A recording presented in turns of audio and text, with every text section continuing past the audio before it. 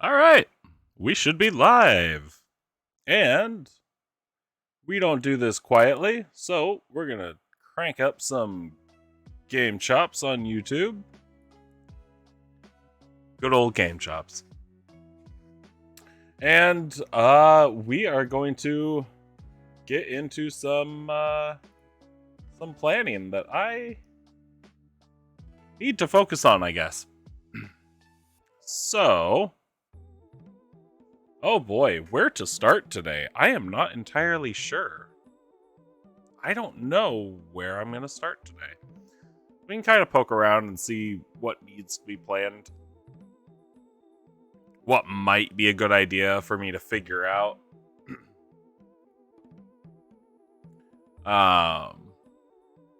Yeah. Might be something we can do here. I definitely, looking at all of this, and this isn't great, because this map that I made, I actually have it set as the background for this page. And then, because it's a scan of a map that I actually drew, I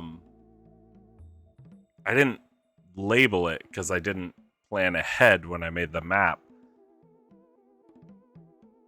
So going around and labeling this picture with just various text boxes all over the places. Yeah, all over the place. Not the best, and clearly I haven't finished doing it because I've got that whole, like, right side to do still. But no big deal. No big deal. Let's see. Where do we want to start? So, I guess we can figure out where we're going to start today by taking a look at where my players are, what they will be doing, and I think this is what we did last time, and we got some progress made, especially within Izune. We definitely listed out a bunch of stuff that still needs to be worked on. We were able to fill out a bunch of areas, some of our key locations within the large city. I've had various issues already listed here, but yeah. Oh, and then we did finally fill out the council members, which is good. It's always nice to know who the leadership within your city is. But good. And we're not going to go too in depth with those right now, just because the only one that my party's really going to encounter at this point in time, is going to be this Ergon Valsmouth gentleman. Let's see. After that, though, and we'll keep an eye on the map here. So they're hanging out in this city right here, in amongst the golden fields of Zarain, our lake city of Izune. I believe last time they talked about it, they were going to be traveling down this road back to Wayton,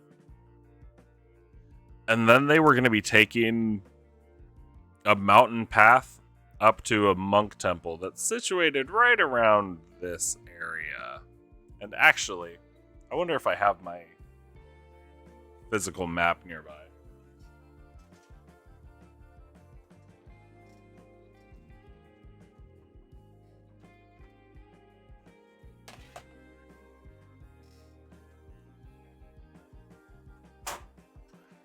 Okay. I think it's in here. It's not. It might be in my bag. I should have grabbed that beforehand.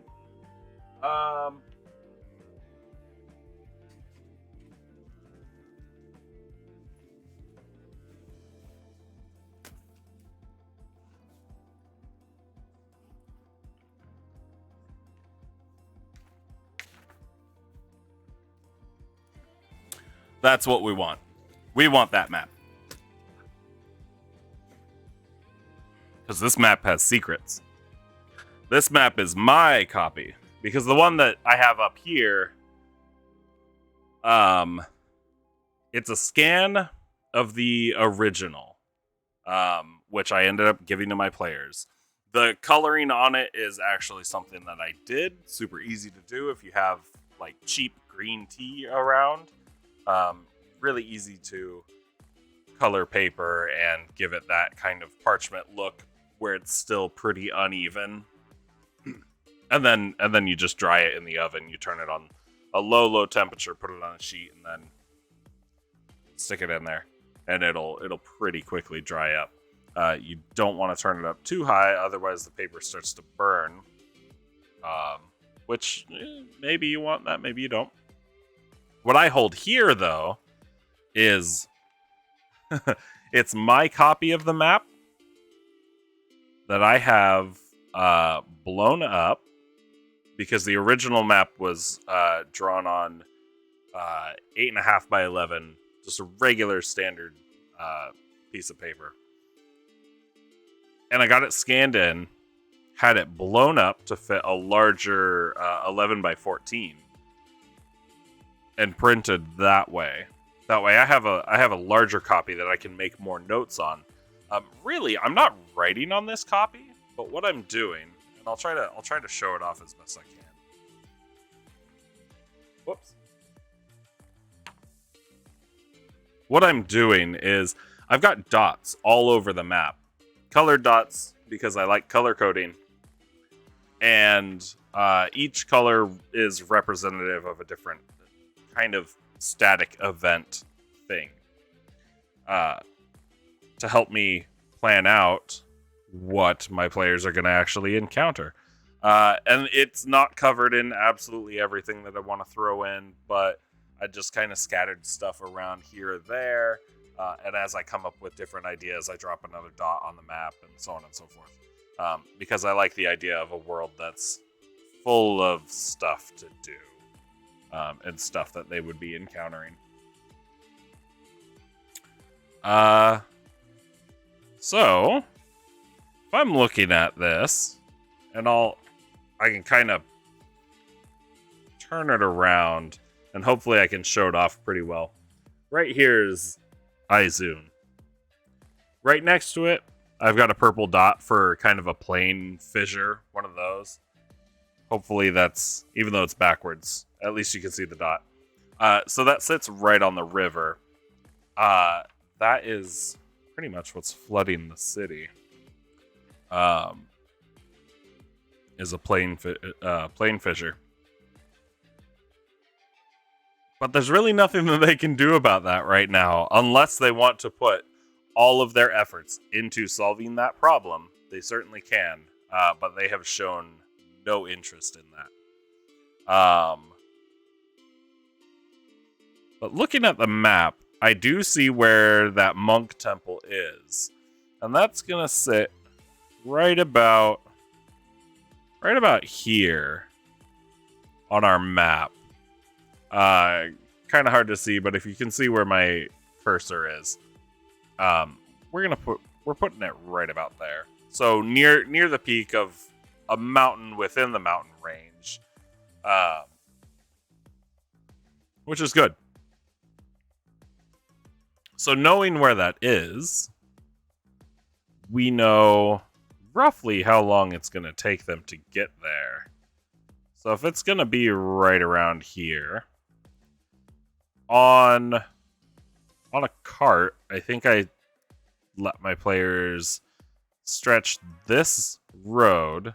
They were able to pass this road with it being partially flooded for about an entire day's travel. I think I let them get there in about 3 days. From Izun to Waiton is about 3 days. So with that distance through the mountains, we're probably going to look at about 3 or 4 days, depending on how rough the terrain is. And it should be a more established path, so we're not going to say that the entire thing is rough terrain. We don't want to completely bog down our players and get them stuck in stuck in a position where they end up wasting too much time up there. But they are definitely running out of time. And I'm going to grab my bag again. Grab my notebooks out of it.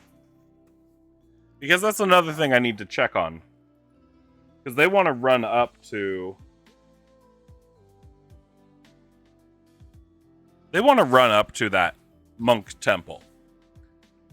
Because my barbarian's brother is up there. From what they know, what they think. Last known location was at that monk temple. Ah, there's my other notebook.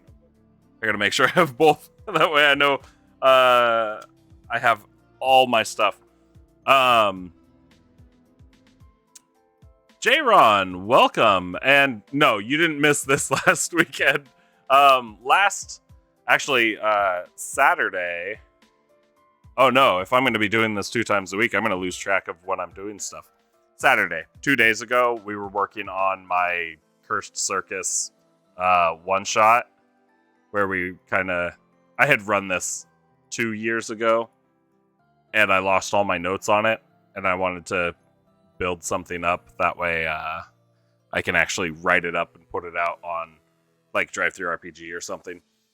But this is pretty much what we worked on Saturday. The week before, yeah, we were working on stuff, but this map is something that I created by hand a few years ago. Definitely not something I was going to do in 4 hours on a stream. But hey, I appreciate you showing up. Okay, I need to figure out how many days... Oh, bump my keyboard. I need to figure out how many days they have before they run out of... Or before they can no longer join in the arena fun that they're really trying to get to. And I'm going to bounce around a bit here in my OneNote. So, one of my players has been fantastic about keeping track of the date in the game. And I really need to do up another calendar just for myself. Because I have trouble keeping track of all of that. But it says they are on the 24th day of Heim's Rise.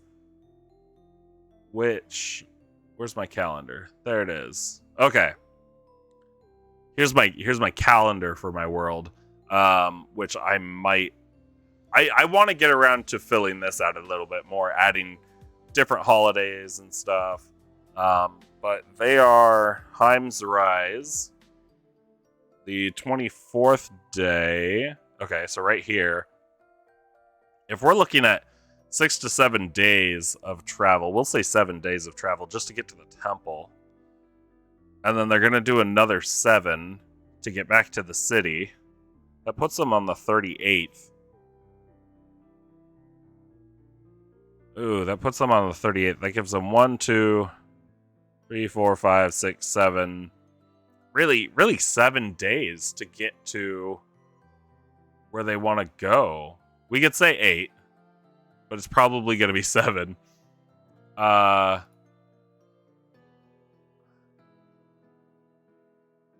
I don't know if they are going to have enough time to run up this road, hook all the way over to this little city, which I apologize for my writing. Again, it was handwritten, hand-drawn. So the writing's a little cluttered, but that says Hullen Lodge. So they'd have to run up this road, follow the path up to Ketchian, and then to Kosdal Rim. A well-established road. I don't know if they can do that in 7 days. And that's something that I need to plan for. I need to think of what my players are actually going to need in order to accomplish that goal, even just barely, because I do want to get them there. And I think I can with just barely enough time. If that's 3, it'd probably take them 3 days to get from Izun to Hullen Lodge. Maybe 2 if they ride real hard and real fast, but they don't have horses right now. That's the thing. They have a cart with 2 donkeys. Not going to be fast enough. I think they're going to need horses. If I give them horses, that should give them a day, maybe 2, of wiggle room so they can actually get to our big dwarf city and the big mountain because, you know, why not? Where the arena is actually being held. Where the arena is and where the big fights are held. Okay. That is assuming that my players don't try to beeline it, which they might. They just might. If they try to beeline it from this point all the way up there. Oh. They might. That actually might be the fastest way for them. But it shouldn't be the safest way. To be completely honest, it should not be the safest way. Okay. Interesting. I might have to plan for two potential paths. I know that they've talked about running this path, going up to the monk temple, coming back down, you know, backtracking the entire way, and then following the road. But they've also talked about just going straight up along the mountains, which is not an easy thing to do, especially if you end up coming across a large cliff or something.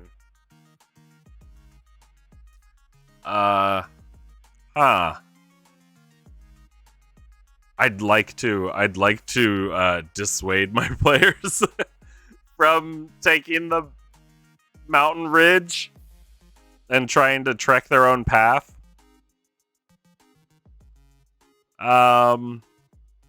Gosh. I might be able to just dissuade them by saying the only road to the monk temple is the one from Waiton and back. Although that didn't help because at one point my players were right over here in Elk Top, and they wanted to get to this capital of RNA and decided to go straight across and walk straight through forests and across rivers and all the way through, and it ended rather poorly for them. Hopefully they learned their lesson, but I wouldn't put money on it. They're wonderful, wonderful players, but I mean, they make some stupid decisions sometimes. Okay, so we can look at they're gonna leave Izun. We don't really need to plan for that. They've been to Waiton. My planning for Waiton isn't amazing, but it's good enough right now. The Temple of the Wild Soul, though, that is something that I need to flesh out. And my ideas for that, well, they're not good. They're not good for the party. I like my ideas. Everybody should like their own ideas. But I am planning on kind of destroying this place. So really, it's already going to be destroyed when they get there. Well, not destroyed. I want to say abandoned and then re-inhabited is probably a good way of putting it. So here, let's make a new section down here. We're just gonna say new inhabitants. If I can spell inhabitants. Cool. I want some. They're not lemurs. They're lemurs or whatever.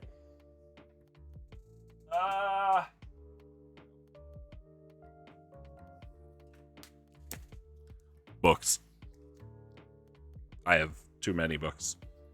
I think they should be devils. I want to find the right ones, not dinosaurs. I don't want to look at demons. I guess demons comes before devils, doesn't it? Alphabetically. Here we go. Devils. Yeah, the lemur, or whatever the fuck they are. I don't know the pronunciation, but I definitely know what they look like. These big, ugly pudding guys. We're going to have some of those there. Because we want everything to... I like everything to fit a theme, and I guess everything that I create does fit a very specific theme. I like the idea of the war between the demons and the devils, so I try to stick with something like that, which means that the largest reason that any devils or demons would be coming to the material plane is simply to collect souls. And what happens to those souls when they are collected? They turn into lower form or the lowest form demons and devils, depending on which recruited them. So the lemurs, I honestly don't know how to pronounce that. They are going to be our new devil recruits. Folks that were at this temple and ended up signing a couple contracts. J-Ron, demons versus devils. I thought they were friends. The more you know. Yeah. In D&D, they are separate and they hate each other. As far as a lot of the lore goes, nothing says that in your own homebrew you can't make them work together. But I like opposing factions and stuff like that. So I stick with the stuff that Wizards of the Coast put out and has established. But typically, when you think of demons and devils, more often than not, the term is pretty interchangeable. So yeah, I guess the more you know. Okay, so lemures. Lemurs. What was it? I think it was a bone devil that I was gonna have. I need to look at I'm gonna look at the book here because I want to make sure. Yeah, because I bought a bone devil miniature, and I want to throw it at them. And that seems like the best place to do it. It will be souped up because the bone devil in the books is not super great, but a little of D&D. Currently in session with coworkers, and all you know is no one likes the dark elves. That's because a lot of stuff. If their campaign is different than, or if their campaign has established lore that's different from what Wizards of the Coast has created, then I couldn't tell you why. But dark elves are pretty much just not trusted because most of them, not all of them, but most of them are followers of the of the evil goddess Lolth, who's like, she's like the spider queen, kind of. And then there's some other deeper lore there. Like she's done bad stuff to the other gods and whatnot, and there's breakaway and crap like that, but I'm not gonna try to get into that because I don't know all of that.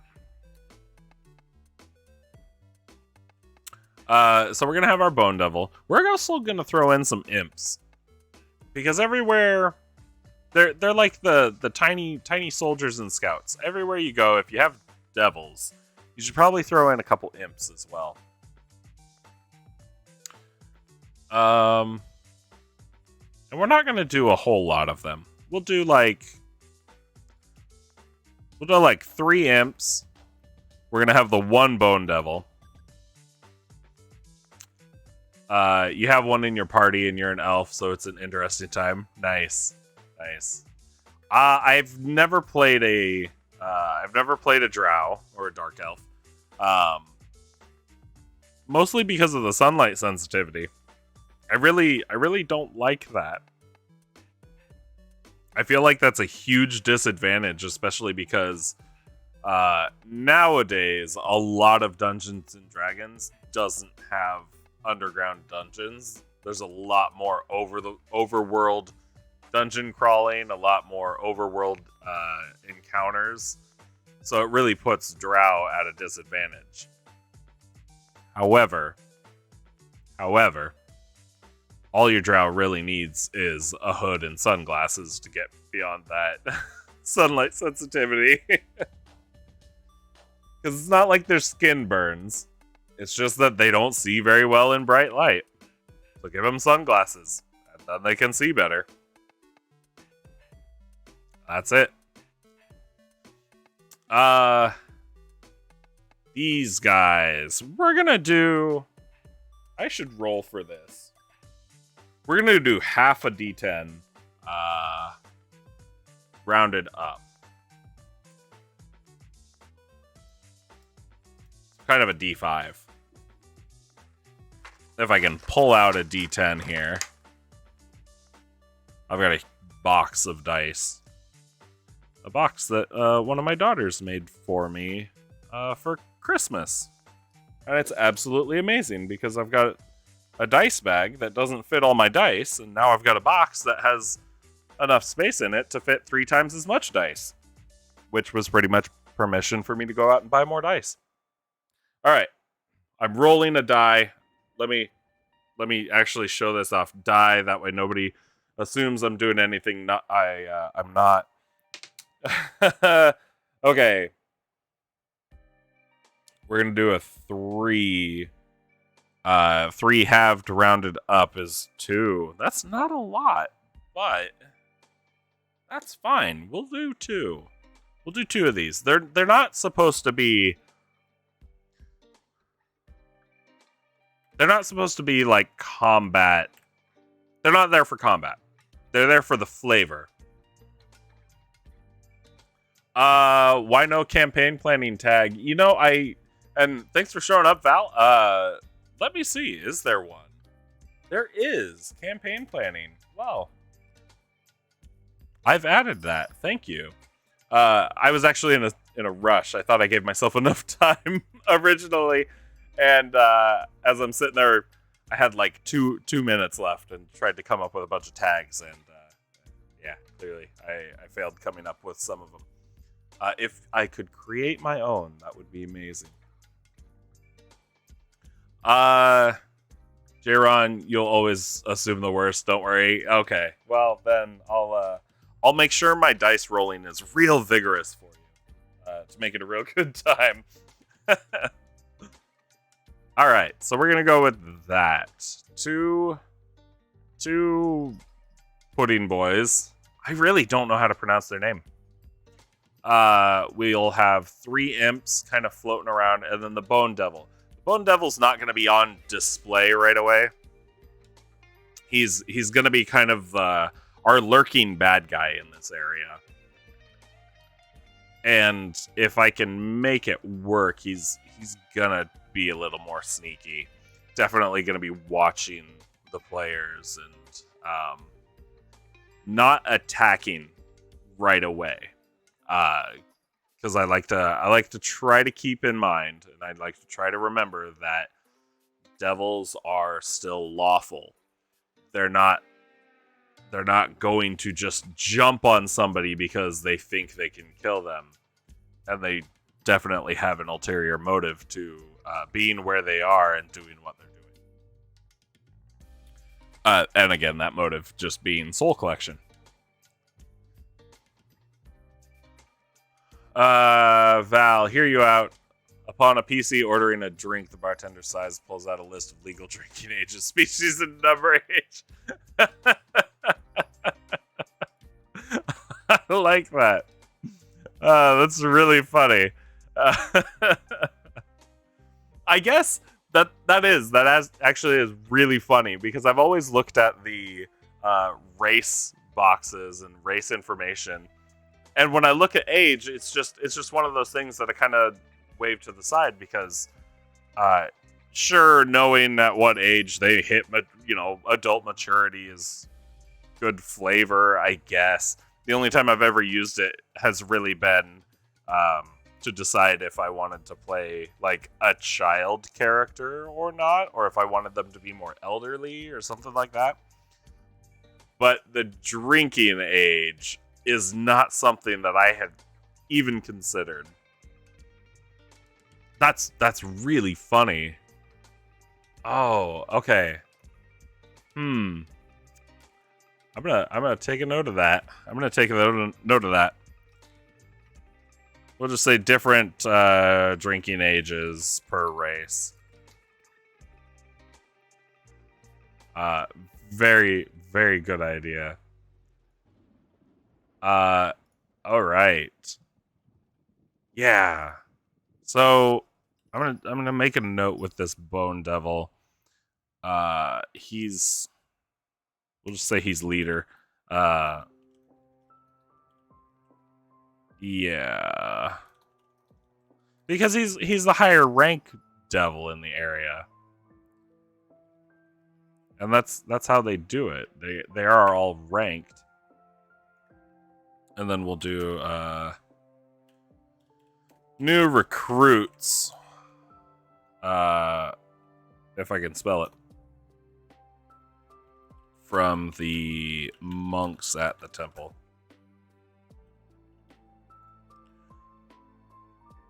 Val, what do you mean the Tabaxi can drink? She's 30 years younger than me.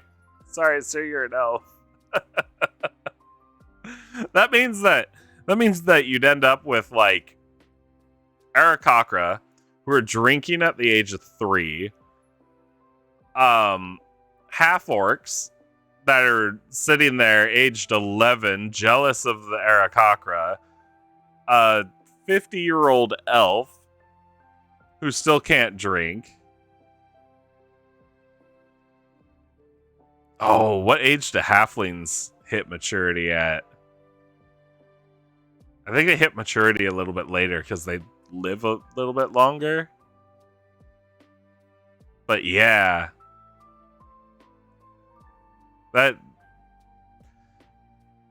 That would create some interesting roleplay. That would create some very interesting roleplay. But then you end up in situations where if you're like, no, the standard drinking age is 16. Like, you cannot drink unless you're unless you're 16 or older. And then you end up with these elves who are pretty much newborns, and they go out and get absolutely shit-faced.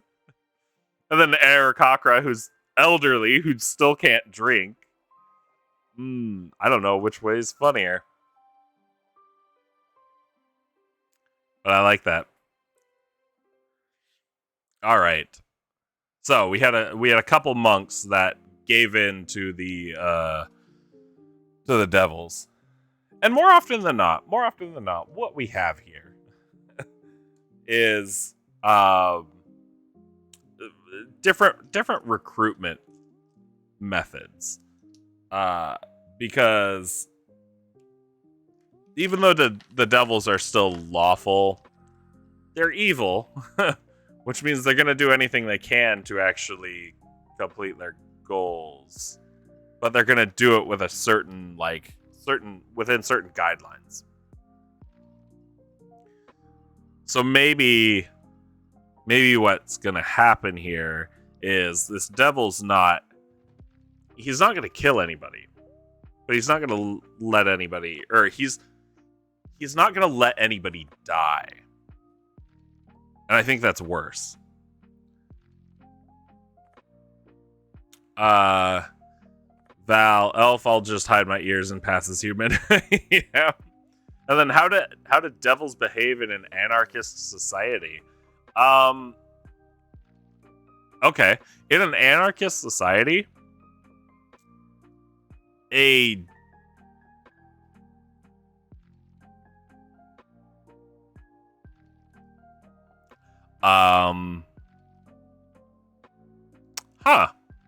Actually, I was about to say they'd probably lead the place, and it would still be complete anarchy. But that's chaos. That doesn't fit devils. Devils are lawful. They have rules. So how a devil would behave in an anarchist society is they'd probably turn everybody, or they'd turn the majority of the people. They'd just start turning people's ideas against the anarchist society and more towards something loaded with rules in order to install a dictatorship or I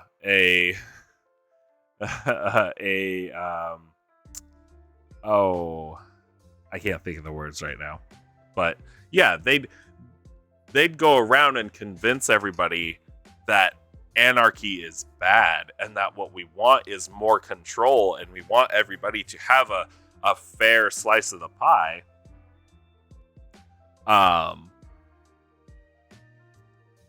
And push everybody towards that. That way they can enforce more rules on the populace and eventually not create a society where everybody's equal, but a society where you have a ruling class and a king or a dictator or something like that. And then twisting them. If they didn't install a devil as the head, they would definitely twist whoever became the head in order to achieve whatever evil goals they have. That's a good question. That's a really good question, and that made me think for a second. Because initially you would think that the answer would be obvious, but it really wasn't. If you try to keep in mind how different creatures act and whether they stick to their alignment or not. Sushi, welcome. What was the question? Val asked, how do devils behave in an anarchist society? Which is, again, fantastic question. And I'll kind of sum it up for you since you just showed up. And I believe you don't know a whole lot about D&D. Typically devils, as opposed to demons, devils are more lawful evil, which is why they work with contracts. Typically, that's the best explanation. So a devil in an anarchist society where there are no rules would need to find a way to enforce rules in order to accomplish their goals, which I believe would just be turning the populace against each other by making others want to enforce rules. And they could do it by playing by the rules of an anarchist society and making a situation where people no longer want to live in an anarchist society. Or they go around and they turn people on each other and try to convince them that they don't want an anarchist society because what they are viewing as something that's fairly level playing field, it really isn't. And this is assuming that in this anarchist society, it's an actually functional anarchist society where there are no rules, but everybody knows that, and they still treat each other equally and well. In a truly chaotic anarchist society where everybody's taking advantage of everybody else, those usually completely implode, and there's no way of those working. There has to be some sort of agreement. Not to say that I'm against an anarchist society, but a working anarchist society usually just ends up being socialist. And for some reason, nobody wants that. Val, hear you out. Double tricked into signing a contract to become the mage school janitor and wearing a shirt that says students need not approach. You know what? Absolutely. There's always stories. There's always stories about people tricking the devil. I mean, there's a song about it with a man and a golden fiddle, right? Who actually managed to beat the devil at his own game. So they happen. They're not going to happen all the time, but sure, you find an intelligent enough and wise enough wizard, sorcerer, school kid, doesn't matter, and they find a way to enslave a devil, absolutely. You can end up with a situation like that, and they usually are pretty humiliating. Sushi, I'll get to your question in just a second. J-Ron, even after hearing the answer twice, I'm still trying to wrap my head around it. It's complicated, and it takes an understanding of how societies work and what it really means to be anarchist and all of that. Sushi, your character is a necromancer, and you want to know more about necromancers in D&D. Okay. That's, we can definitely do that. Necromancers in D&D, and specifically in 5e, because that's where a lot of my knowledge lies. Necromancers in D&D, it depends on the setting. Some settings, they are completely ostracized. Nobody wants them around because obviously raising the dead, typically something evil. However, if we don't take into consideration the setting, and we only look at necromantic magic and necromancy as a school of magic, necromancy stretches everywhere from raising the dead, like skeletons and zombies, all the way to resurrecting people and the stuff that clerics do.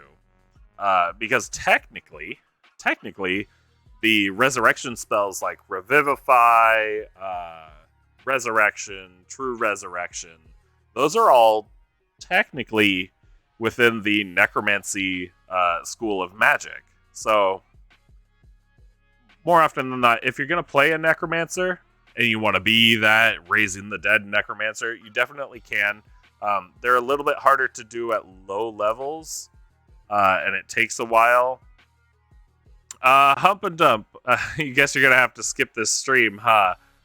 Boy, unless you can keep your mouth shut. Unless you can keep your mouth shut and make sure you don't metagame.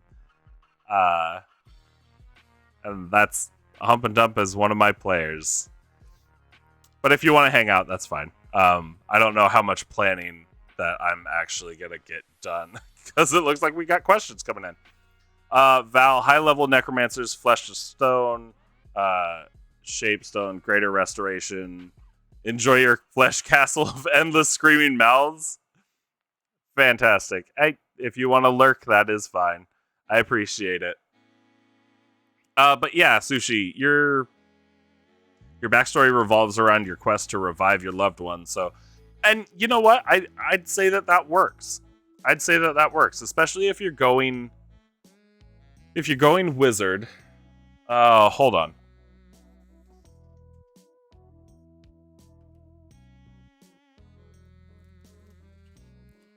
I got my books back there.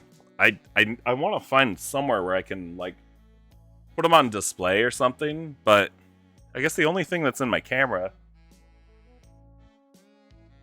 Yeah, see, I got one of my 3D printers back there, another one taking up space right there, and then my like China Hutch hand me down thing that I'm using for all my like miniatures and terrain stuff. Oh, you're going warlock, not wizard, by the way. So there's something. Now I can put the book down since I know you're going warlock.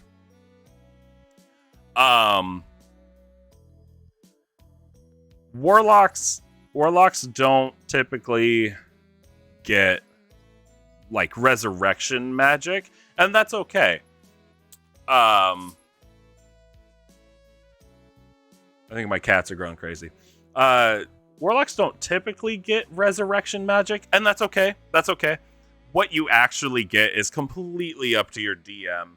And if you were one of my players, I would definitely that would definitely be a late stage thing within your own personal storyline that I would give you, is finally the ability to resurrect. So it very much works, and depending on what type of warlock you are, who your patron is, it completely works. More often than not, it sounds like your story is going to be more you're trying to appease your patron, maybe, in order to get them to grant you that wish of bringing your loved one back, or get them to give you the ability to bring people back. Either way, completely works, and that's completely up to you. All of that background stuff, all the roleplay stuff, that's completely on you. You can make that whatever you want, assuming that the DM is allowing that kind of thing. Yes, that's the route you're going. Okay. But yeah, as far as the real technical stuff, I think there's some necromancy stuff that warlocks can get. Warlocks don't get a whole lot of they don't get a whole lot of spells in the way that druids and wizards and whatnot get. So really, you're probably going to be relying on your cantrips a lot. And if you want to stick with that kind of necromancy theme, pick the cantrips that are within that necromancy school of magic. But really, I mean, you do whatever you want. That's the great part of the game. You can call yourself a necromancer and not use any necromancy spells, because maybe you're not a practicing necromancer, or maybe you don't have that power to actually achieve real necromancy yet, but that's what you're striving for. And yeah, nothing wrong with that. I'm gonna try to scan and catch up. Please tell me you got a mechanical arm and are walking around with your suit of armor, brother. Nice reference, Val. I appreciate that. And then, yeah, your nobility and your lover was killed. That's a good background. Multiclassing is always an option. Like Val said, more often than not, though, I'd typically say save multiclassing for when you become a little more experienced. And if I'm remembering correctly, Sushi, this is like your first time playing D&D. So keep it simple and do what you like. And yeah, Sushi. Val was talking about Full Metal.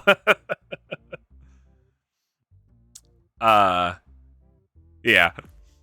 But yeah. Really, your necromancer can be whatever you want. You can call them a necromancer or not. Class them based on what their goals are, or class them based on what they're actually wanting to do.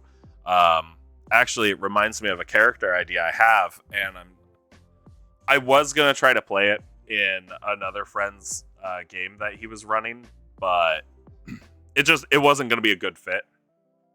I have a character that I want to play that is a warlock, of I can't remember what patron, but I remember they were gonna be they were gonna have the blade gift, so they were gonna have an actual, like, a warlock weapon. Um, and I was going to run them as a paladin because warlocks get an Eldritch Smite ability, or they can have a Eldritch Smite ability. And I was going to run them as believing, like actually believing that they were a paladin for this god that wouldn't be super well known, but obviously is real because that's where they're getting all of their power from. Name it whatever you want; it really doesn't matter that much,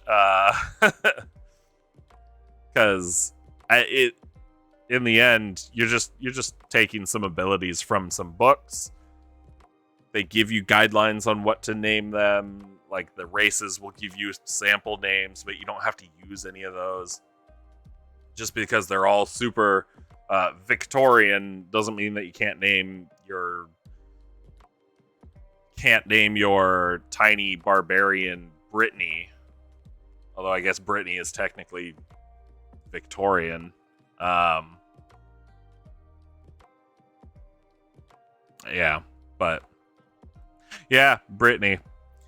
Believe it or not, the name Brittany goes back a very long way, and would have been used back when Shakespeare was still alive and writing. I don't think it was pronounced as Brittany. I think they would have accentuated that A little bit more, but yeah, it's an old name. Val, I'm a necromancer. I don't think that means what you think. Of course I do. It means I kill things with dead things. Uses a corpse as an improvised weapon. Yes, exactly. Exactly like that. It doesn't matter what you call yourself. And more often than not, there's a lot of stuff on like character sheets that I'll just leave blank. One of those being alignment. I hate alignment. As far as good and evil goes, you can decide if you want your character to be more chaotic or more lawful, or more neutral. That's fine. Write that. Do not decide that your character is good or evil or somewhere in the middle. That's a stupid decision. Good and evil is completely subjective. You don't decide if you're good or evil. The people around you decide if you're good or evil. So ignore that. And you know what? Maybe even just ignore alignment altogether. And a lot of people will suggest that. But class. There's nothing that says you have to write down your class on your character sheet. Unless your DM really wants you to. Just so they can keep track of where you're getting all your abilities from. But there's nothing that says you have to write that in. You look in a book, you go, oh, I like this set of abilities. I'm going to go with this set of abilities. But yeah, you want to use dead things to kill alive things and make them dead so you can use them to kill other alive things? Absolutely be an improvised weapon proficient barbarian that just carries a corpse around with them. You wanna claim that you're a magic bard? Play a sorcerer that's just really good with a lute. You wanna be a fighter or a swordsman? Play a blade wizard. There's nothing that says you can't play one class and then call it another. And a lot of the time, those can be absolutely fantastic. And then the look on the other players' faces when they finally realize, they're like, wait a second. Something's not right here. This doesn't sound right. Which is something that I'm hoping to be able to pull eventually when I do play that Warlock Paladin. Is I'm not going to say, oh, I'm going to use their Eldritch Smite. I'm just going to smite them. Because when people hear smite, they think, oh, they are a Paladin. And every time I smite something, it'll enforce that idea that they're a paladin. But then I start throwing stuff like Eldritch Blast, or I start using Disguise Self, or I've got Fear. It makes them start to question, and they go, what is actually going on here? Or when I materialize my weapon into my hand.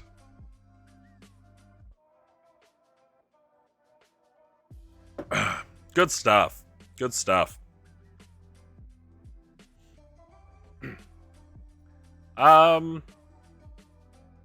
Okay. We can kind of look at this. Oh, and any other questions, Sushi, please feel free. And I'm just reading through your comments.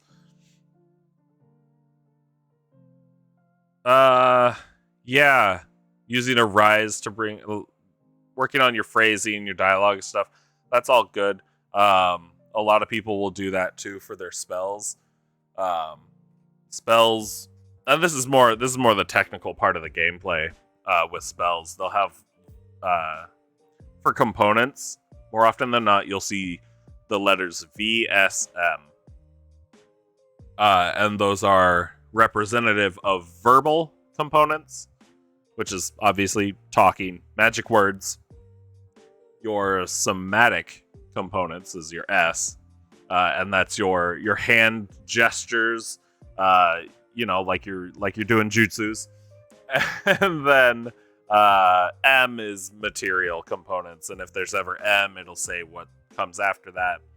A lot of the time, if there are any components, they can usually, you don't technically need them. You can a lot of the time get away with a magic focus instead. But if it is a component that has a cost, like some things will cost 500 gold, or you'll need a pearl worth 100 gold, or a jeweled crown valued at 1,000 gold, something like that, you'd actually need those objects. But really, any of those spells that you have that V component, that verbal component, and even the somatic component, you decide what that looks like. So if you want to bring back the dead by shouting out "Arise!" and you raise your hand up like this, you absolutely can. Or you can kind of like bunch your hands up, grab the front of your skirt, and just be like, "Will you please come back for me?" And that's your that's your somatic and verbal components. Which, all right, there's another character idea for anybody that wants to play it. You play a super kawaii necromancer. You can even go tabaxi, and then you can be a cat girl.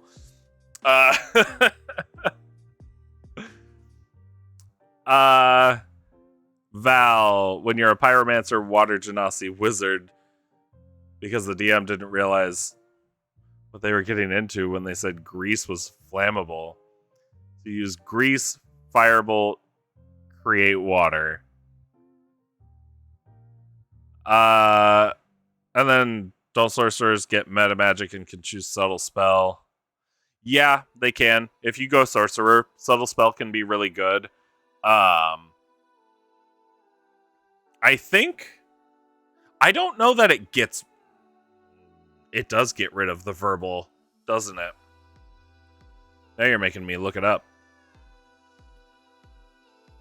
Nope, that's warlock stuff. That's rogue. I completely skipped sorcerer. Okay, subtle spell.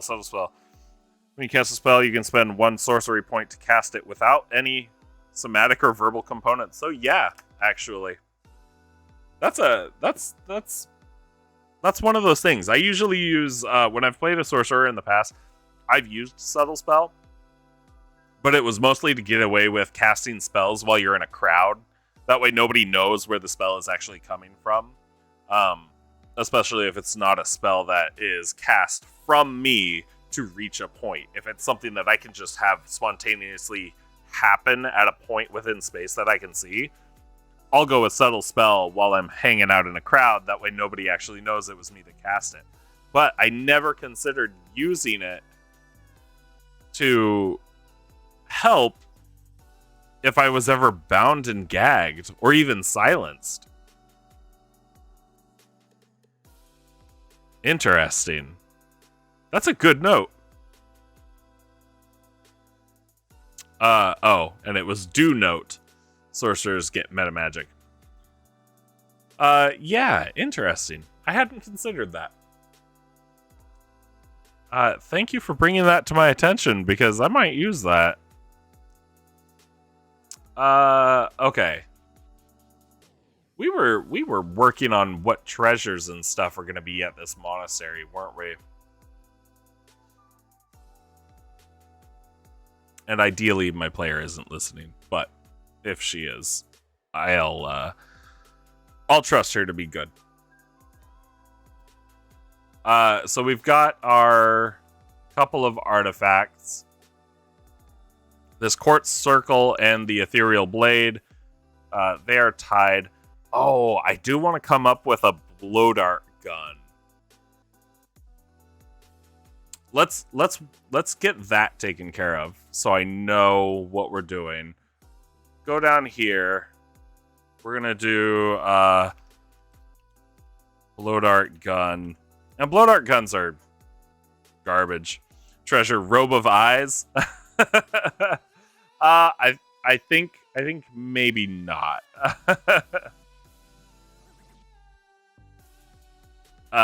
Just because robe of eyes it's one of those that I absolutely know it can break my game.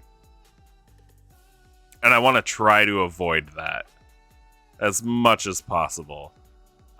So although the effect seems fairly minimal and not harmful, I'd still being able to see in every direction. That's a big effect for me. If I do put it in, it probably won't be until later. Until I know what I would actually be doing in my game by putting it in.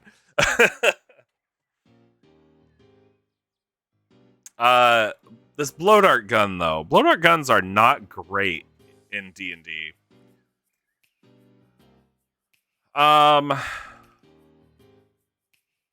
Yeah, they're not great. Because if I remember correctly, they've got range, but then they only do like 1 damage. Because I mean, it's a tiny dart, and typically you could change that by applying poisons and stuff. You'd want something that was real powerful as a poison. And we're gonna format this. There we go. Try to keep my formatting the same all the way through. Effect seems fairly minimal. Not on a level 6 Eagle Totem Barbarian with Robe of Eyes with the Observant Feat. Yeah. And that's what I'm talking about, because I believe you brought that up. You brought that up last time. And yeah, that's the kind of thing that I want to avoid happening. Also, I'd have to look up exactly the wording on the Robe of Eyes, because I don't remember if it's something. Sorry, I need coffee. No, you're okay. You're okay. I have nothing against bringing up stuff over and over, because more often than not, I talk about the same stuff over and over. So I need a blow dart gun idea. I've been meaning to come up with one, but I haven't. I haven't yet. I think, and I've been intending to do this for like a month. A tracker blow dart. That's a good idea. I like that. Like a blow dart that. Well, are you talking about the dart itself, or does this blow dart gun tube actually put the magic on a dart that passes through it? Because that's something that we need to figure out. Is this weapon, is the weapon itself going to be magical, or is the ammunition going to be magical? Because if the ammunition's going to be magical, it's not going to be a magic blow dart gun. It's just going to be magic ammunition for a blow dart gun. But if we have a magic blow dart gun, then it's a tube that you use regular ammunition with. You could use magical ammunition with the magical tube and maybe see what happens. It depends on what we do with that. Because if it's a dart gun that, say, adds ice damage to your darts, and then you have fire damage darts, and you blow them through, I don't know what I'd do with that. I don't know what I'd do with that. If I'd have them cancel out, or I'd have them do both damage, or if one was slightly stronger than the other, it was always the stronger one that took effect. Questions. I like the idea of a blow dart gun that puts an effect on a normal dart. I like that idea. I don't like putting magical ammunition in my game because it either implies that there's a very limited amount or somebody's out there manufacturing it. And then you have to sit there and wonder, well, why would anybody want to buy regular ammunition when you could go buy magic stuff? Other than the cost. You'd want darts that don't do much damage so they aren't noticed. Yeah, and that's kind of why I'm thinking maybe not a real combat weapon. Maybe only tracks what the dart hits for X amount of hours. That's a good idea. Actually, I really like that. Like using a dart gun to be able to cast Hunter's Mark on people is big. Or I mean, and then you can apply poisons to regular darts and use it. That's kind of what I want to avoid, is avoid anybody needing, or avoid it doing poison damage or poisoning people. Because you can just go out and buy a blow dart gun, some darts, and some poison. And you get the same exact effect, and it's not great. I want this to do something magic. So, Hunter's Mark. Hunter's Mark is not bad. We'll do that. Or maybe Hex. We can put Hex as well.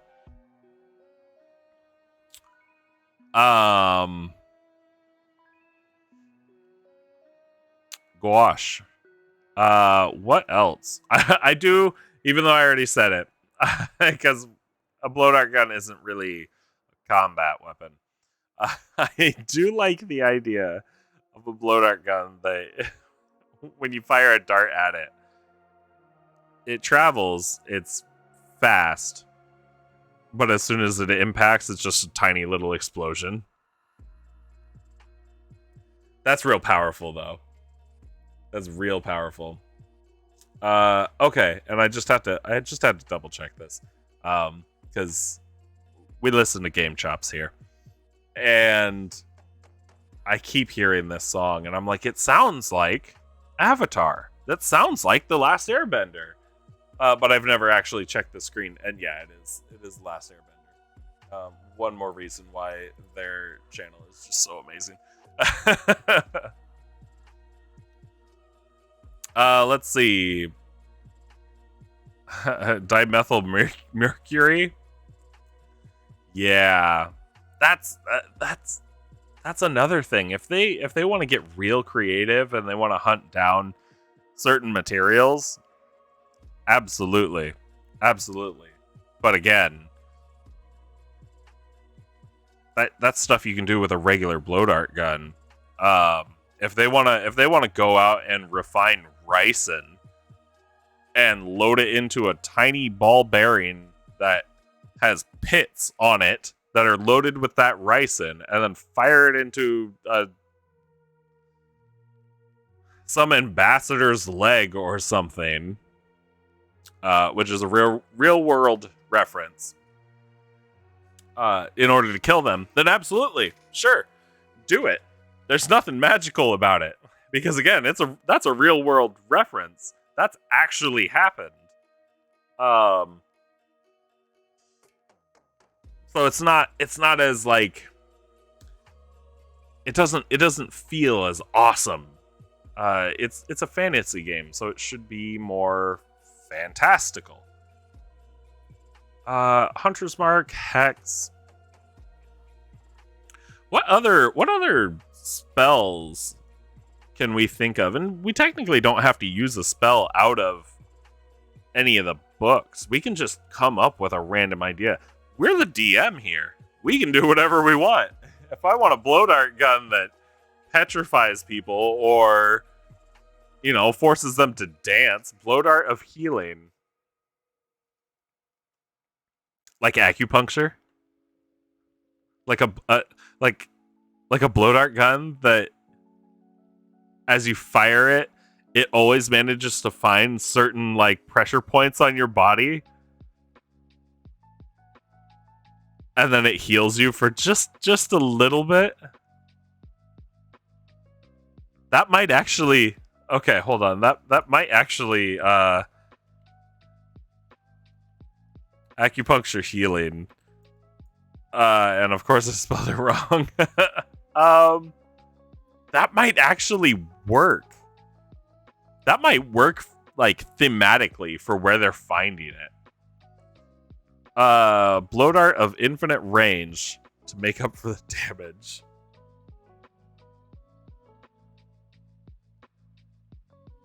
So okay, so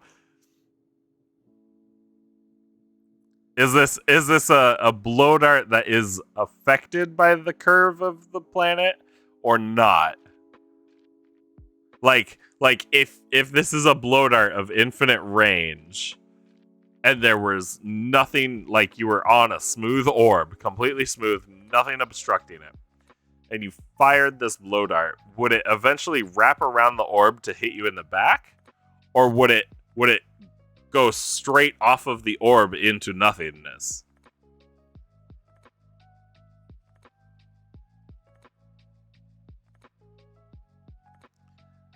Infinite range. See, we got to take into like consideration, is this affected by physics or not?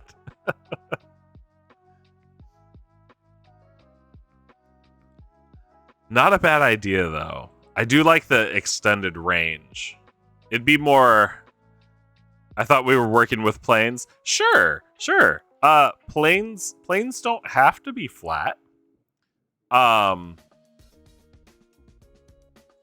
Planes of existence in D&D or Magic the Gathering, they're more like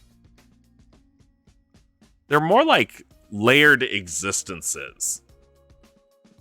So you have an infinitely large material plane with tons of other planets and whatnot within it, but then just barely right on top of that, you've got the ethereal plane, which is pretty much the mirror world except ghosty.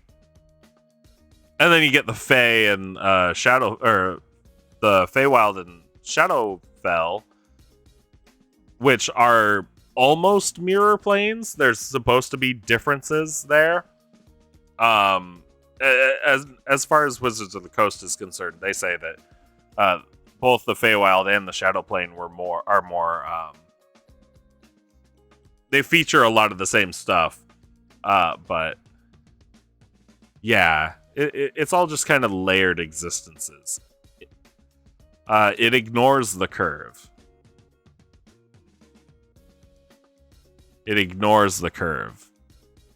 So would it wrap around the planet if unobstructed? No, because that would be going with the curve. So it would ignore the curve and it would just fire off into nothingness. If you fired it straight forward. Because I guess if you fired it up, it would still go off into nothingness, but if you fired it down, depending on how low, you may have said 1 billion light years away, you hear the scream of an eldritch entity. Yeah, that's a good way to wake up Cthulhu. A reality-piercing, infinite range blow dart gun ends up piercing him right in the eye. There are worse places to get pierced, but we're not going to talk about those.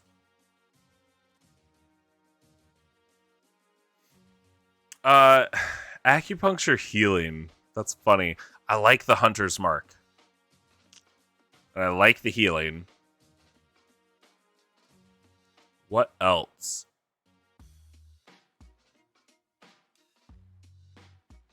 I don't want to do like paralysis because again, you can go out and buy a poison of that.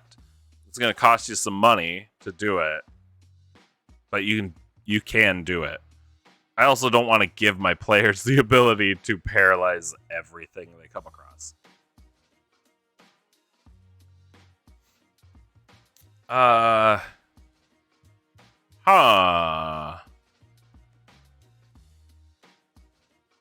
Oh, you know what? I think I will go with the hunter's mark.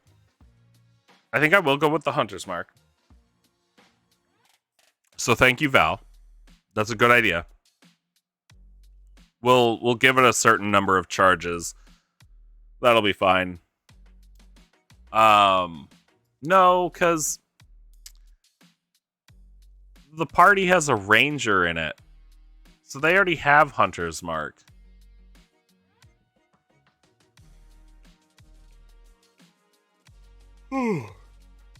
Cthulhu's mom, did you give my offspring an ear piercing? Why is Cthulhu's mom a Karen?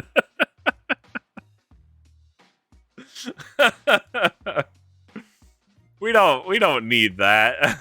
we don't need supersized octopus Karen coming at us from the depths of space. Oh, maybe as a level 20 boss. Sure. That'll be fine. Oh, see, now I don't know. I liked the hunter's mark.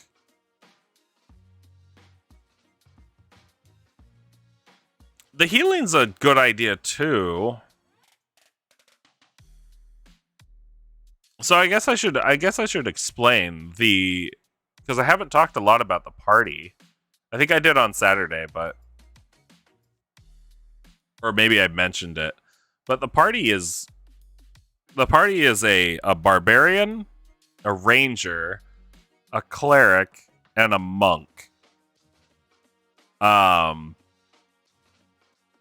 So they've got healing, and it's a life cleric monk.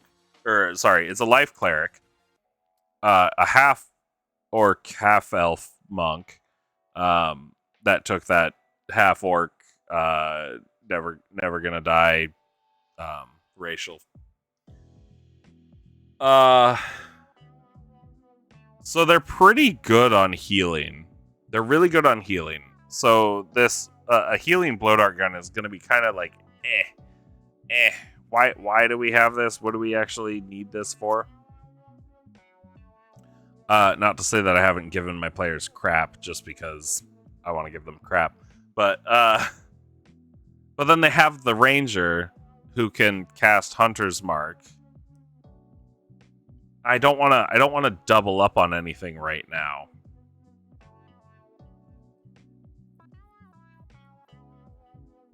What about some of the weirder spells? Let's look at my other stuff and see if anything gives me any ideas. Because I just thought of... So my ethereal blade is just... It's literally an intangible blade. It does necrotic damage instead of normal damage. But because it's intangible, nobody can actually wield it. To pair with it, you need the quartz circle, which is just a quartz ring, and it lets you hold the blade. That's it. So it's like a sword that you can never lose as long as you're always carrying it. Hear you out. Boomerang blow dart.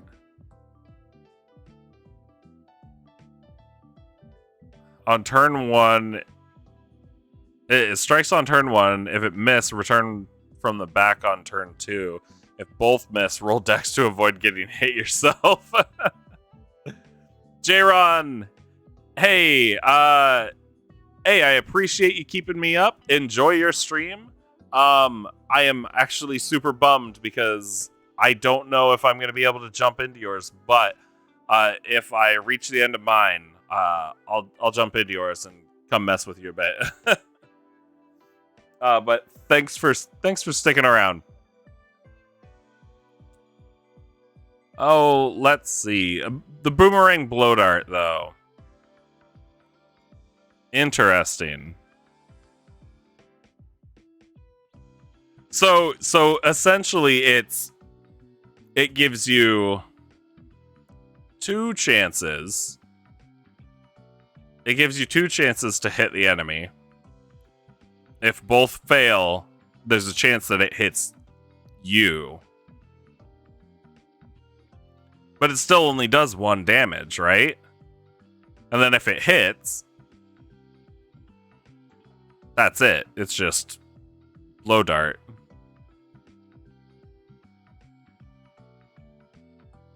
I guess that would be good if you used an expensive poison on the blow dart, like on the dart itself. That would give you more chances to have it actually affect the target. Okay. I'm kind of coming around to that. Boomerang darts. Yeah, only 1 damage. That's kind of the thing. But again, if they're using it to apply poisons and stuff like that, I could see how boomerang darts would be more useful. Helpful. I guess helpful works.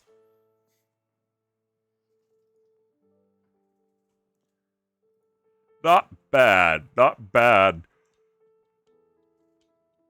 Triple shot blow dart of spreading. A shotgun blow dart gun?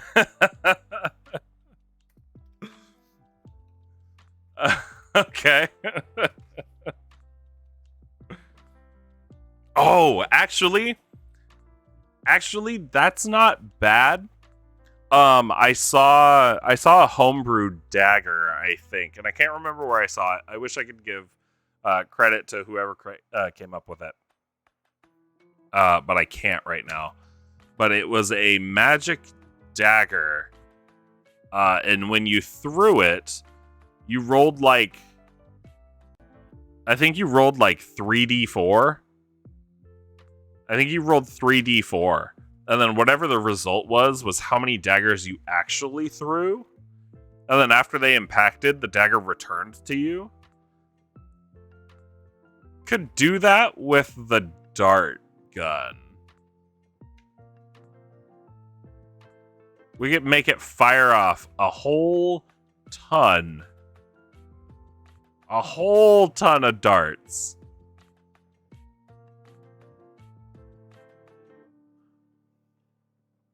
Kind of like that.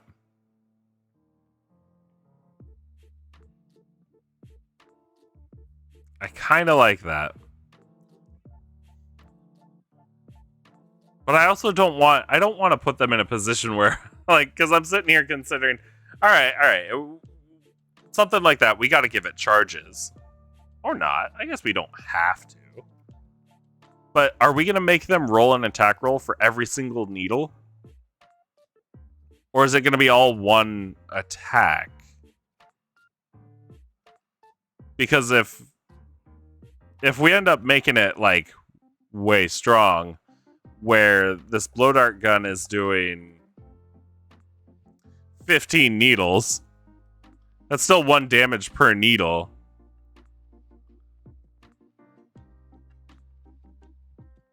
Or triple blow dart of armor piercing. Ignores AC. Oh. Now there's a good idea. High chance of hit, but you only deal 3 damage tops. Okay. There's an idea. And I really like that. I like the armor piercing. Because that's not used. Like, at all. That is huge. Oh. Okay. Armor, E before I? No, I before E. Armor piercing. I'm also gonna do, I'm gonna put needle explosion. Because what if XAC, not all AC? Right. Because every character has a base AC without their armor, which is 10 plus or minus their dexterity mod. So for a regular commoner, their AC would then be 10, even if they're wearing plate armor with a shield. It's like, no, your AC is 10 because of this magic needle I have, or this magic blow dart gun I have. That's really good. That's actually a really good idea, and I might add that as well as another effect.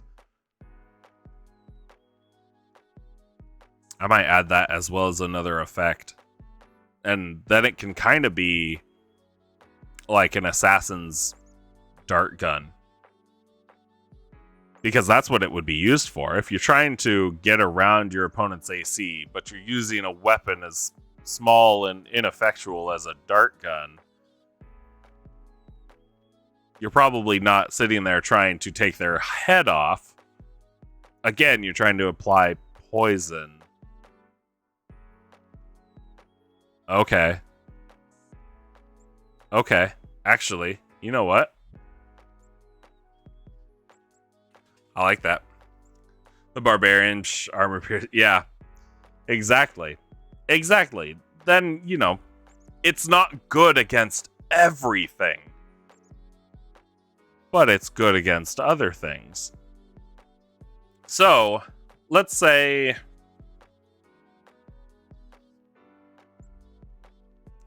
you use it on a Tarrasque or something else. I'm pulling up the stat block for the Tarrasque.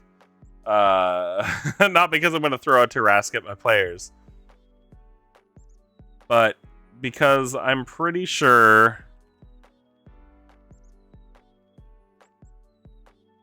Yeah. Okay, so we'll use the Tarrasque as an example because it's the first thing that came to my head. Its armor class is 25, but it's natural armor. So that's the AC of its actual skin. So that kind of blow dart wouldn't actually be effectual against it. It only is effective against creatures that are wearing extra stuff in order to protect them. Which I like. I like that. The Yuan-Ti before the poison nerf. Yeah. Yeah, those Yuan-Ti. Jeez. Okay, cool. I like this. Actually, I'm gonna make this armor piercing.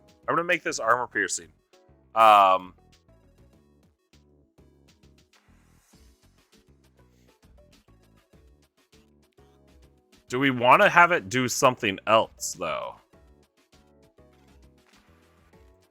If it's armor piercing, it's really good for poison.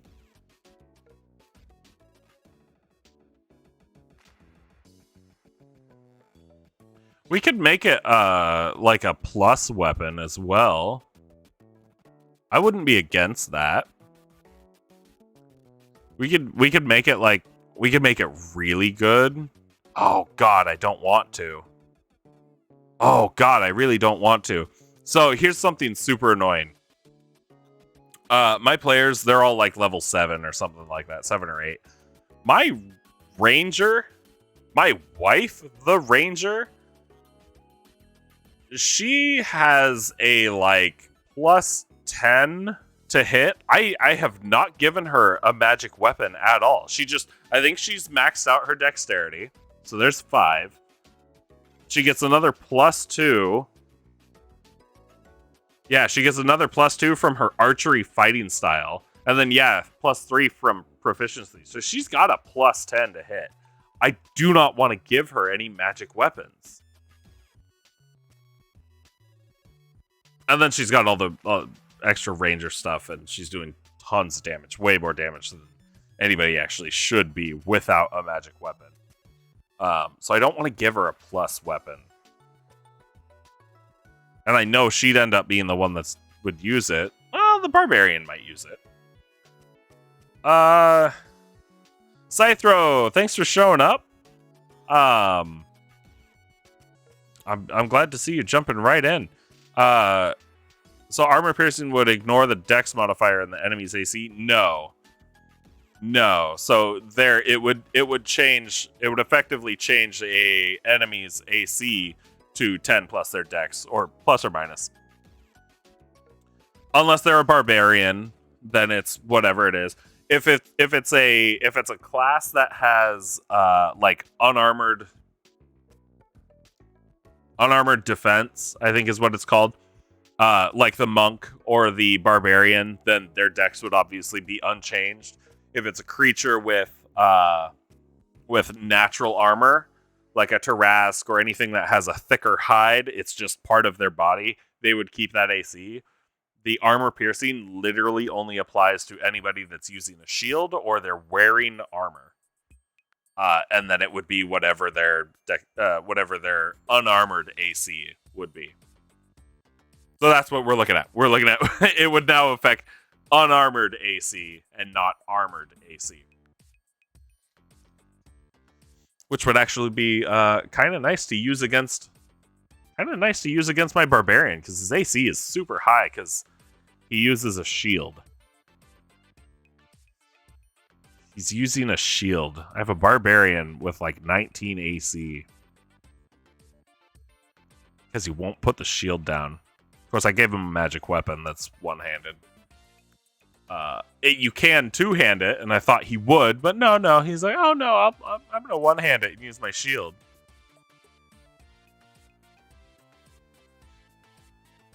Oh, and in that one, they accidentally inhale the dart. Ooh, that's nasty.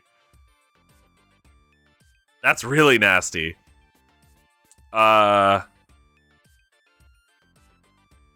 Attacks with this weapon ignore armor and shields.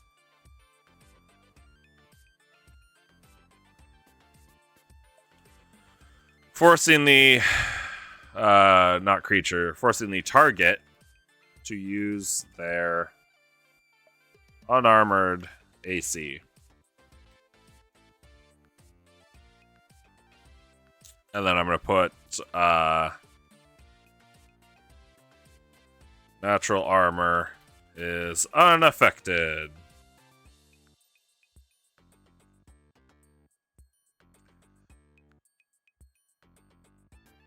Okay. That should be good starting out. I do want another effect though. I do want another effect.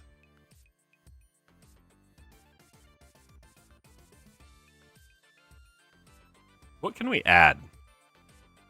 What can we add?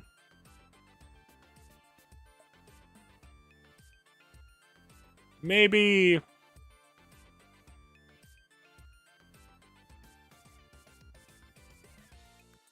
I want something good. I don't know how to put this. I mean, obviously I want something good. I want to be able to have something that is going to be fun to play with. Oh.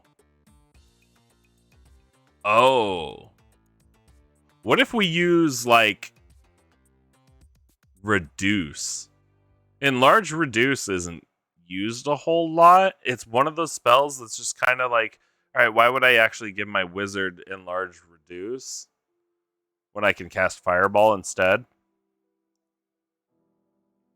Also being able to give my players more spells, because again, their party's not super spellcastery. The ranger doesn't burn through her spells all that often, and when she does, it's mostly to help the party.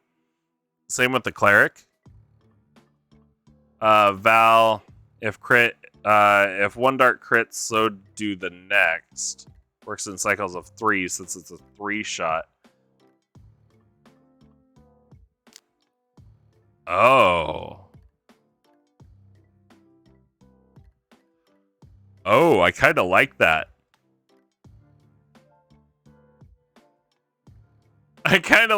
But it doesn't work. You can't crit on a dart gun. And I'll tell you why. I mean, you can roll to crit, or you can roll on your attack roll. And if you roll a 20, yeah, it's a crit. But critical attacks only affect rolled dice. I mean, I guess if you wanted to double the damage from 1 to 2, you could.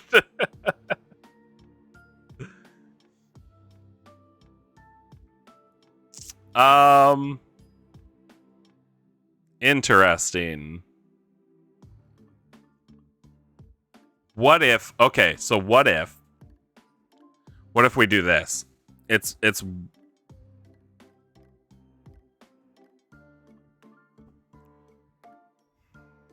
I guess we need to consider with this 3-shot, Val. Are we making them roll an attack for every single dart? I need to know if they're making an attack roll for every single dart, or if it's one attack roll to see if 3 darts hit. Scythero, enlarge reduce is pretty useful sometimes. A party cheesed my boss once by buffing the barbarian to grapple him. Darts of random polymorph. Yeah, see, that's the kind of stuff that I want. Random polymorph can be very dangerous. And yeah, Scythero, my players recently got done. Yes, roll per dart. Okay. Scythero, my players actually pretty recently finished fighting a bunch of Durgar. And it was just like, I just threw it out because thematically it fit where they were and all of that. And it was kind of cool. I didn't realize until I was like planning the area that they were going to be in, and I started really looking at the Durgar stat blocks. Those guys have enlarge on them as an action. I used it quite often, and it was so effective. It was great.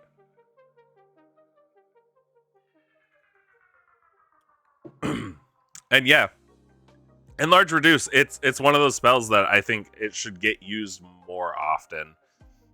But I think it definitely needs more applications as well. Okay, so if we're rolling per dart,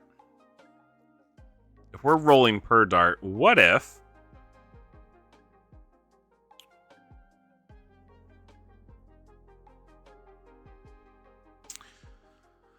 if on a crit, rather than just doing dart damage, you actually get to roll a die? And if you crit on any of the and this might be how you were trying to explain it, if you crit on any of the needles, they all crit, which means they all do actual dice worth of damage. And then you get to double the dice. Darts of the exponential. Each dart that hits in a row does double the damage of the previous dart. That's not bad. That's not bad at all.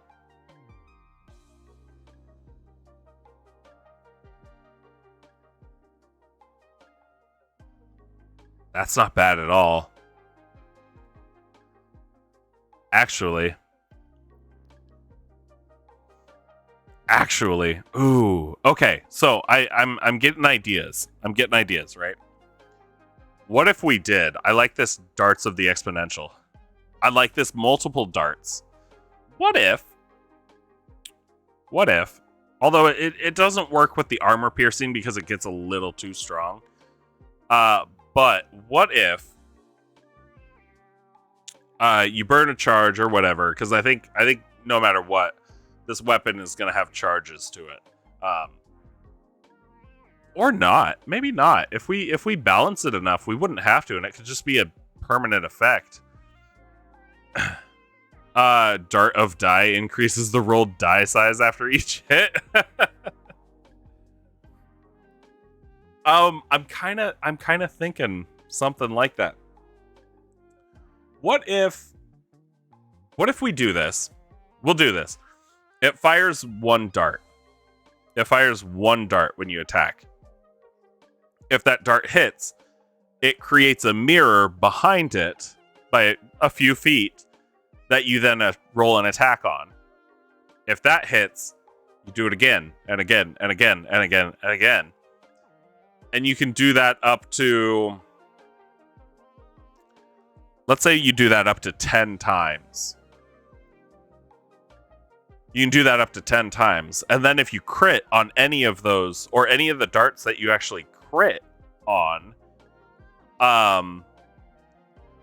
instead of doubling the 1 damage to 2 damage, you roll a d4 plus the 1 damage you were already going to do. So they are just that little bit more effective.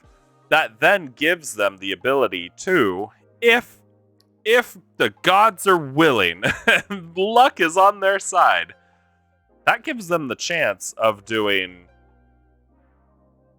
what? At a maximum 50 damage with a dart gun with 1 attack? At a minimum, we're still looking at 10 damage with 1 attack, as long as all the attacks hit. Let me know what you think of that. Let me know what you think of that. Because it's a little complicated, but I kind of like it. Because in use, it would be really simple. It would just be like, oh, I'm going to keep rolling, until I miss or until I hit 10 times. Scyther, you gave your player different poisons for his darts. One gave an enemy poison vulnerability or removed resistance, while the other did poison damage. Interesting. I like that. Val, you were thinking of the crits only working on following hits, not retroactively. Okay. So, yeah, we could do that. It would be a little disappointing if they crit on the 3rd dart, and then it was kind of just like, meh. Oh. That's not terrible, though. That's not terrible. Your idea would work a lot better with the armor piercing, to be completely honest. Because adding in this armor piercing with an effect like the one I spit out would pretty much always guarantee that they were shooting and hitting, or that they were hitting 10 times every single attack. And if it's, I don't know, does the blow dart gun, blow dart gun have the loading property? I got my book out. I'm gonna take a look. Okay, I was gonna say the page flipping doesn't get picked up by the mic. I was gonna say enjoy the ASMR of flipping through a page, flipping through a book. Let's see. blowgun, ammunition, loading. Ugh. That loading property sucks. So, okay, so they couldn't get multiple attacks with it. So that's okay. Scythero, oh, it's like how a strike in bowling increases your points in the next strike, or in the next round. Yeah, I think that's how Val was explaining it, Scythe. Yeah, and that would work as well, actually.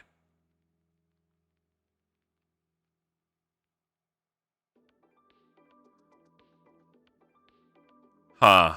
Interesting.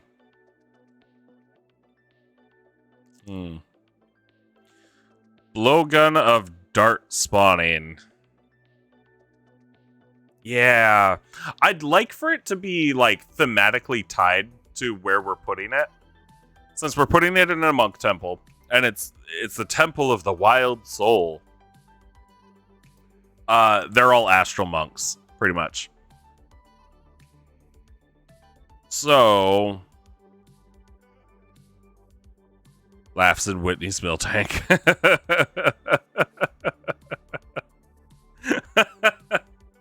You know what? Yeah, actually, if we make the dart gun one attack. It's one needle, but every time it hits, oh god, every time it hits, it just doubles damage. We don't even have to increase the die size. It just doubles damage. So it goes from 1 to 2 to 4, 8, 16, 32, 64. All of a sudden your bosses are dying in just a few hits. That's if they hit. That's if they hit.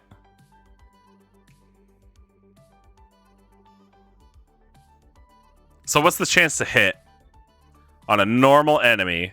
We'll use this Bone Devil that I'm going to throw at them as an example. This Bone Devil has an AC of 19 base. If I decide to increase it, I'll increase it. But has an AC of 19. If it does get put in the hands of the ranger, who has a plus 10 to her attacks with a ranged weapon, sure, it would drop her attacks per round down to 1. But she'd still only need a 9 to hit. That's, what, a 60% chance to hit?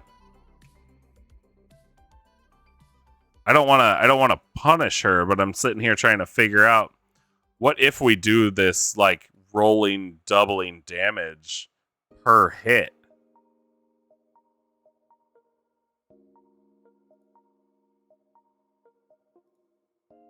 We could have some real problems on our hands if I don't balance this right. Chance to hit decreases with range, guaranteed hit if within 5 feet.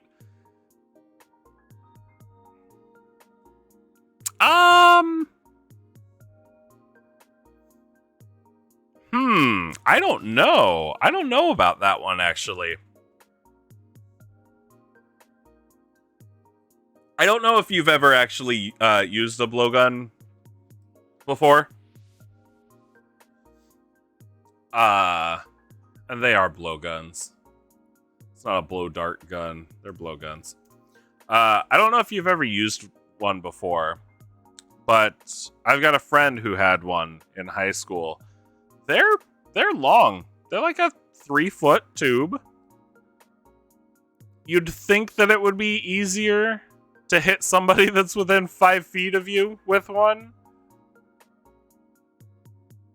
But again, you're using a ranged weapon in melee.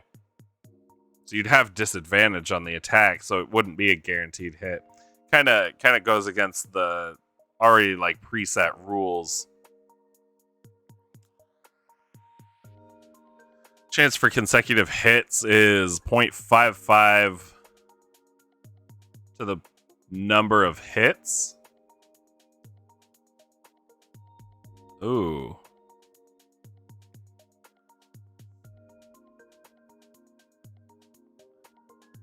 I'm guessing that's 55% chance to the power of the number of hits, but it's not. I think it's 60.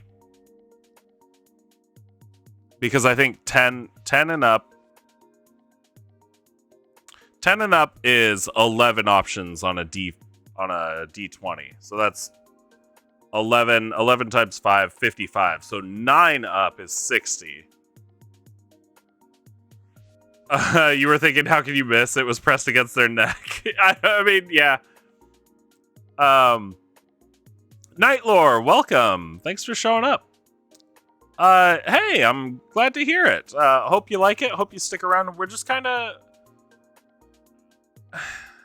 I'm gonna be honest. I think we're mostly just kind of killing time and chatting D&D stuff, trying to come up with some ideas that I can throw at my players. And right now, working on a blowgun, which is becoming a little bit harder to do. Because we've got so many good ideas. I like these ideas. I really love the armor piercing. I'm liking this weird, like, multiplying damage idea we're trying to work on. Because it really, like, if it's done right, we can really make it... we can really make it work and make a blowgun actually viable for combat. If we want to make a combat blowgun. Although I have a worrying... I worry that it's actually going to end up just being like a machine gun. Do we know any guy named Canvas Freedom? Yes! In fact, I believe Canvas is in here right now. He's one of my regular watchers. Oh, yeah. This weird machine gun or shotgun blowgun. Oh, it's gonna get weird. What am I planning for? I am planning for my homebrewed D&D game that I run on Saturdays, or kind of. I think I'm gonna end up switching my schedule on my players again, and I feel really bad for it because we played...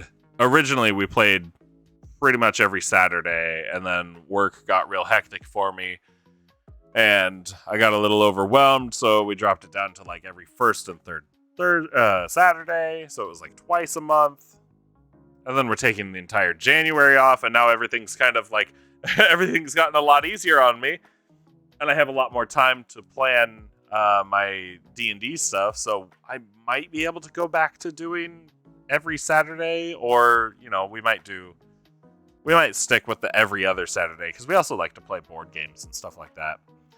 And doing every other Saturday helps us achieve that.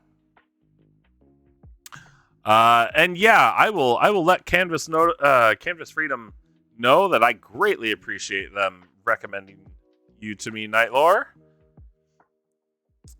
If I show you the plan, yeah, actually, what I have on screen here right now, we're looking at just my homebrew magic items. Kind of working on the blowgun idea, because I'll go back here.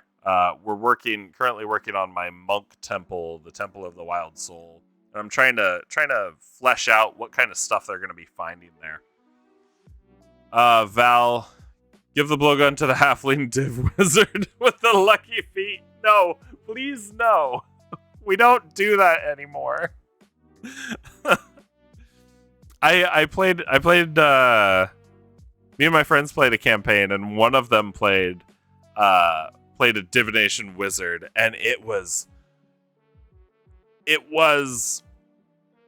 as OP as I thought it would be, but my god, like, I just seen how it worked and knowing that somebody out there was playing a halfling divination wizard with the lucky feet, or with the luck feet, is just the ways you can break the game, especially just by throwing in a feat. Nightlore, yes, this is for Dungeons and Dragons. We play 5th edition. You never played that game, but where do you... sorry, you never played that game, but where do you what is it? What it is can make grab good route. I don't understand. I'm sorry.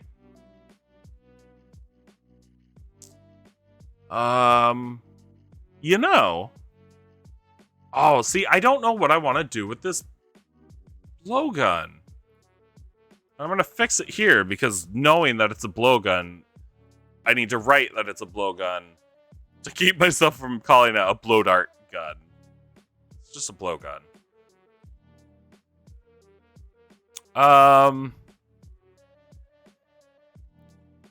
Piercing, armor piercing. Maybe we'll make two. Let's make two different blowguns because I think that's the way this is going to go. Let's do the assassin's blowgun. Assassin's blowgun. That'll be the armor piercing one. And then let's do another blowgun down here. Wondrous. I don't know how to spell sometimes. We're going to bold, underline it. We're going to italicize. We're going to unitalicize. Trek Fox, welcome. Glad to see you here. I'm sorry that you missed playing D&D. Hopefully this gives you a bit of that fix that you're needing. Blowgun of astral projection launches the player's soul in the aimed direction. I like it. I like it. Pull some Doctor Strange nonsense using darts.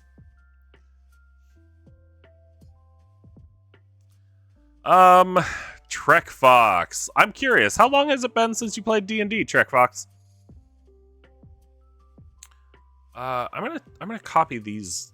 I'm gonna take these and put them down here.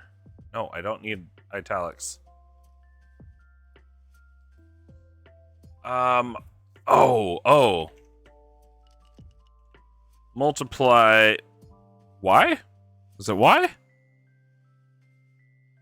Oh, I think it is Y. Multiplying needles? We can do that. Since before COVID. Okay. Yeah, this COVID thing has sucked real bad. And I've been lucky enough to be able to have a fairly close-knit group. I mean, they all pretty much work together too, and everybody's safe enough to where we managed to still get together regularly. Although, I'll admit, we did have a couple scares. Blowgun of acupuncture invokes phantom pain on the target. Okay, Scythro. I like this.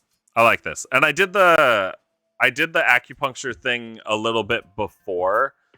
And we were gonna kind of go with like a healing thing. But what was it? Oh, yeah, it was just there's a cleric. There's a life cleric in the party. But the phantom pain thing I kind of like. If it's phantom pain, it's not actually doing damage, right? Is that what you're getting at? Is it just giving them the idea that they're in pain? But then I guess we could count that as psychic damage, couldn't we? Or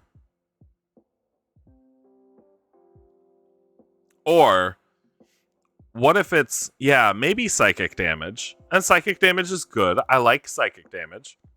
I don't get enough psychic damage in my game. My barbarian is a bear totem barbarian as his first choice. So he has that resistance to everything except for psychic damage. Luckily, he's not a Kalashtar or whatever. And we don't have to worry too much. And Night Lord, this one's for you. I'll zoom in a little bit for you. You were thinking something along the lines of Phantasmal Force. Ooh.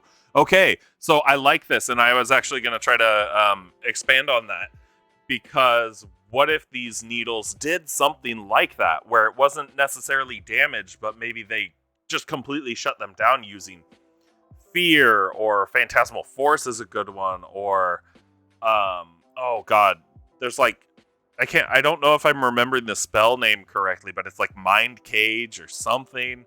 But it basically makes them believe that they're in a, like, they're trapped in a space by something that would actually harm them if they tried to get out. Trek Fox, you were playing Adventurers League at a local store. Nice. I haven't tried Adventurers League.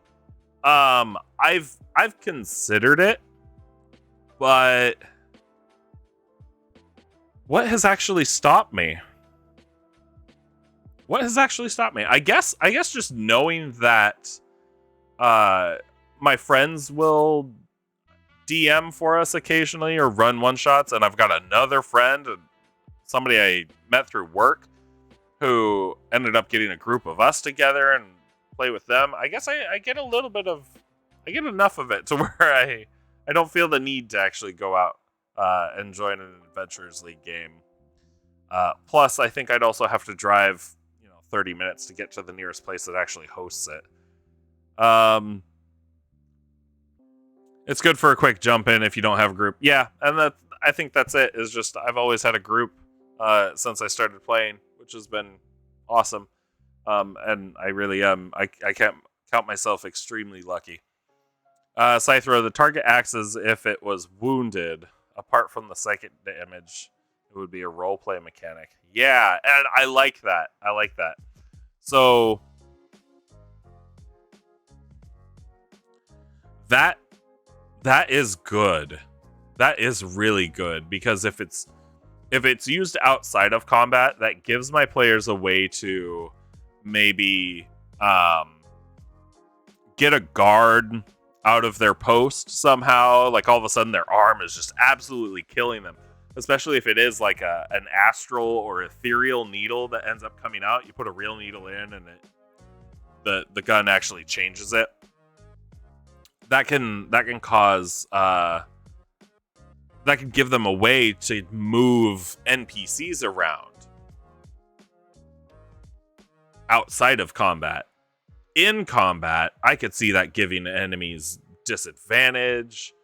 I could see that giving enemies or causing enemies to drop their weapons, stuff like that. Oh, that's really good. Okay. We'll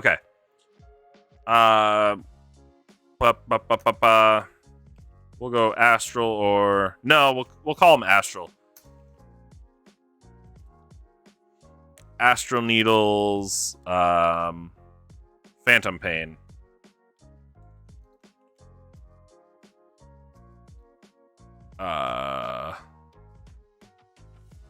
Disadvantage. Drop weapons.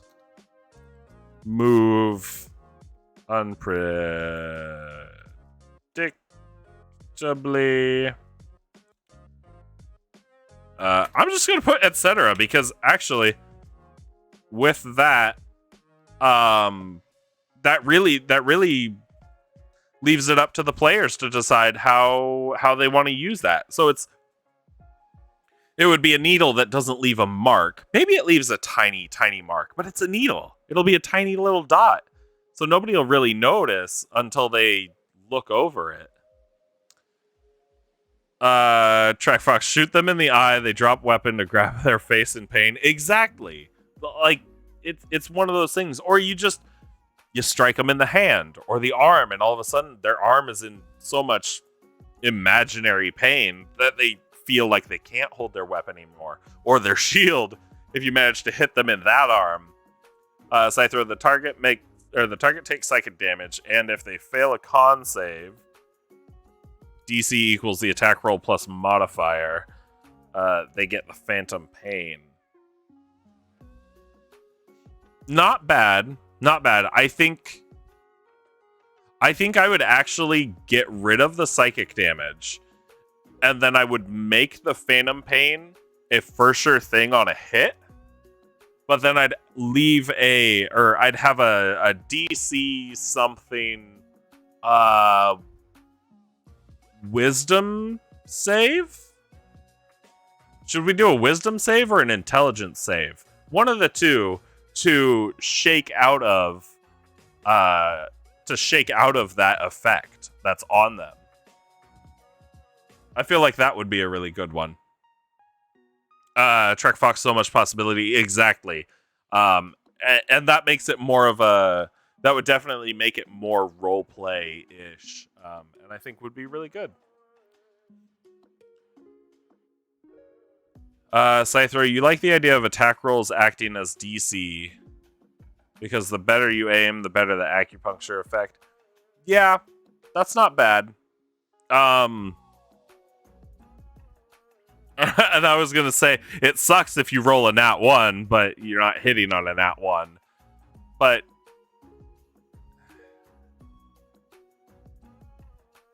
DC equals the attack roll plus the modifier. So that would be whatever the die roll was, plus the user's actual their attack modifier. Not their proficiency bonus, not any other bonuses they'd have. So let's say that it's on a creature or a person that has an AC of 11. 12. I have to use my ranger as a base because she has the highest attack bonus at plus 10. So she'd use it. She'd be able to hit on a 2, but that means that the DC would be a 7. And that feels really, really low. But I guess the higher she rolls, the better it is. But then even if it's psychic damage, the reason why we're doing blowguns right now is because blowguns only do 1 damage. They are very much they're very much a weapon that is meant to be used with like poisons and stuff like that. But we're trying to make a blowgun that doesn't need poisons and actually may even not be able to have poisons on it. Trek Fox Nat 1, you suck the dart backwards. Yup. We've seen that one before today. And you know what? I'll put this out there. I don't like punishing my players for rolling nat 1s. I go pretty by the books on that. On the nat 1 versus nat 20 thing.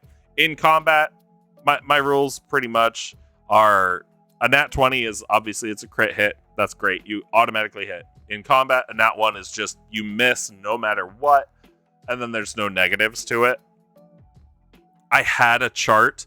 I had a roll table for negatives when the people rolled a nat 1, and it just ended up being cumbersome, and it was kind of like, I don't like throwing out just, huge negative effects because somebody rolled the wrong 5%.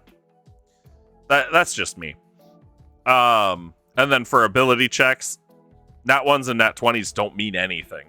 They're just a number on the die. I go by the book on that one because I don't need the weak as all hell -3 strength modifier wizard rolling a nat 20 for a total of 17, and he still beats the non-nat 20 barbarian who got a total of 19. The barbarian's number is higher. He's obviously more bulky. There's no reason a character should be able to roll lower, have a total that's lower than somebody else, but still win just because they had a nat 20. I feel like it kind of almost invalidates the whole building a character to be able to do certain things and specialize them. That's just how I play it, and my players seem to be happy with it, which is good.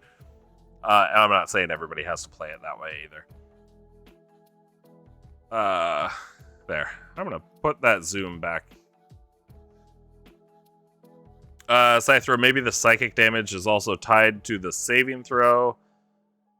A hit just deals the one piercing.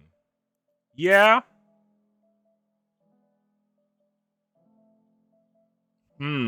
Yeah. Oh, okay. Okay. Here.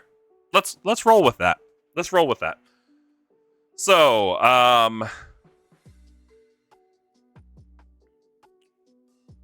we'll make the saving throw.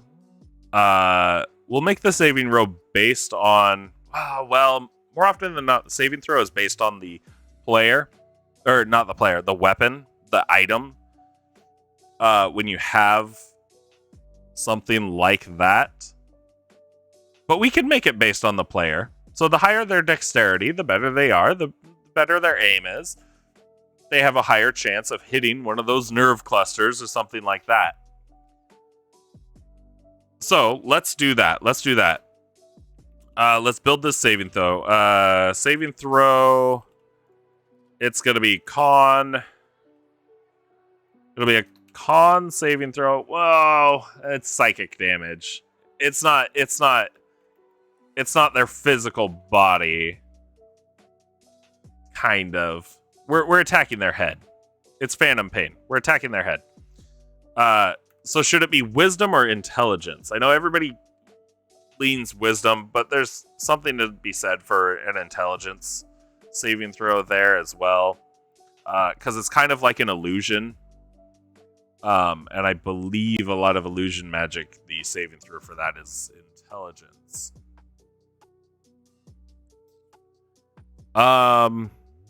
You'd go with int? Okay, let's go with int.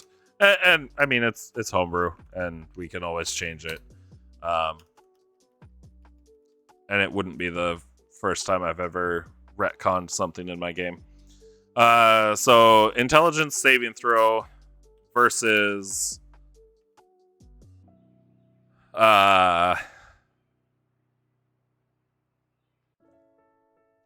we want to use Dex for this DC, don't we?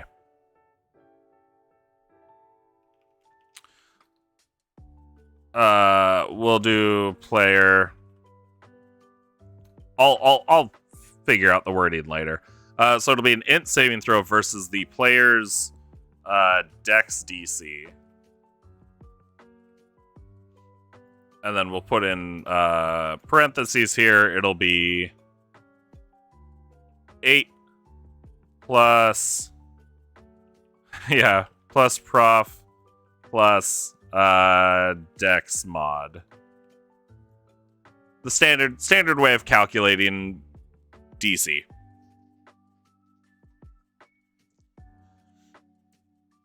Which means that, again, I'm going to use the ranger because she's got like the highest dex.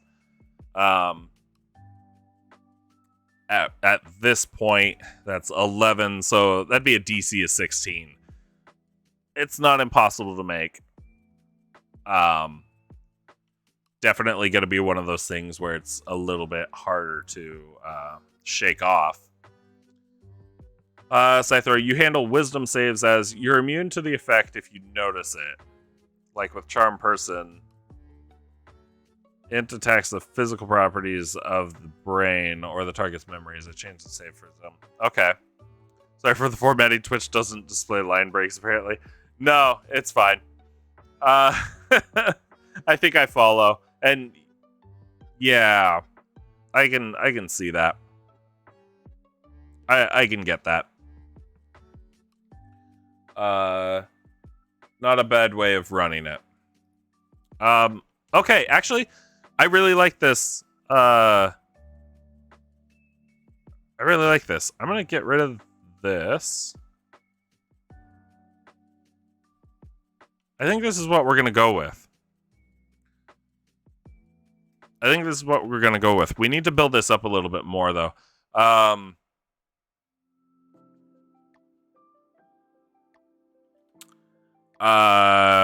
We want the target to be able to save at the end of every turn, and we're writing this up for combat. outside of combat, I wouldn't sit there every 6 seconds and re-roll the save for an NPC. Outside of combat, it's definitely going to be one of those, like, I'll let them save once, but then maybe it's just like it's bugging them so much that they have to take care of it or try to figure out what's going on. But right now we'll write it as end of combat wise. Target re-rolls the save at the end of every turn. And let's see. Hold on. I'm going to go back. And saving throw versus this. On a failure, the target takes... Okay, how much psychic damage? Oh, you already said something. So I throw blowgun of acupuncture on a hit. The target must succeed on a constitution save throw or take a d6 psychic damage. DC equals the attack roll plus the dex mod of the user. Target drops whatever they are holding. GM will rule the target's behavior accordingly. I like it. Actually, I was just about to ask, how much psychic damage? I like a d6.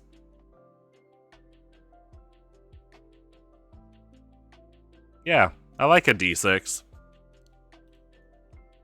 Let's do that. Takes 1d6 psychic damage. Target rerolls the save at the end of every turn.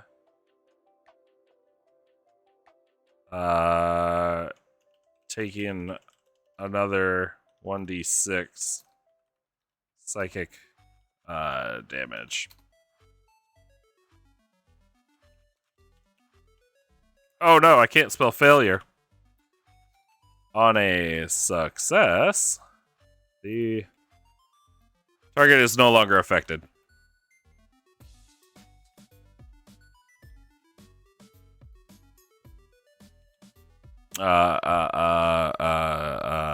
Phantom pain. There we go. I like that. Obviously, it's different from what you've posted. That's fine. I like what you posted. I think this one fits my style a little bit better, and there's nothing wrong with it. All we're here to do is share our ideas, build stuff, talk about stories. God, do I have stories? And stay hydrated, because I don't drink enough. I don't drink enough water. Okay. This is good. I like this. I have no idea how much it would cost. Oh, here's something. If you're into creating your own stuff, yeah, you'll definitely add this to your campaign. Yeah, it's so Constitution. The reason I went with intelligence or wisdom, but intelligence, is because this is definitely, phantom pains are definitely something that's affecting your mind, right? It's in your head. It's your thoughts. Con I save for poisonings. I save for endurance tests. Like, I'd make a player roll strength to see if they could roll a boulder up a hill. But I'd make them roll con if they were trying to hold a boulder up from falling on somebody. So endurance stuff is more con.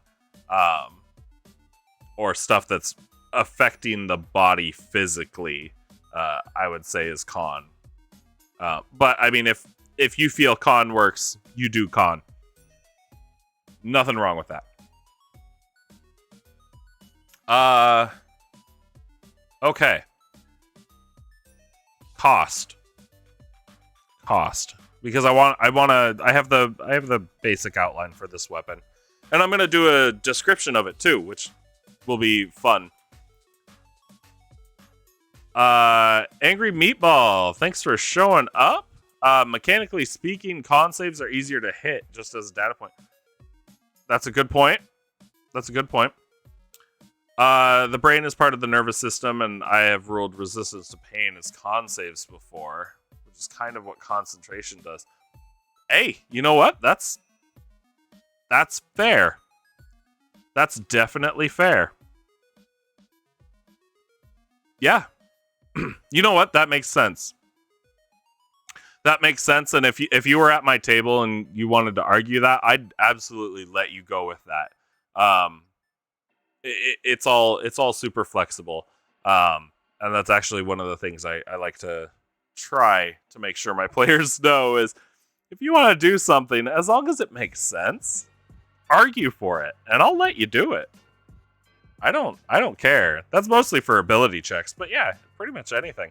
So yeah, if you were to argue that at my table, I'd probably side with you on that, because I like that. That's a really good point. Okay, so I'm gonna keep this in mind. It's a little bit of damage, mostly an effect. It is a blowgun, so it's a loading weapon. I need to take all of this into consideration, because now I'm going to switch to this magic item price table thing. This is not mine. Again, I don't remember where I found it. Otherwise, I would give the credit. But I've used this table to kind of create my own, to help me figure out how much various homebrew items would actually maybe cost. And I do that only because if my players ever do get one of my homebrew items and then they want to go sell it, I have a better idea of, how much money they might be able to get from it. So, we need to rule, is this going to be a minor impact or a major impact item?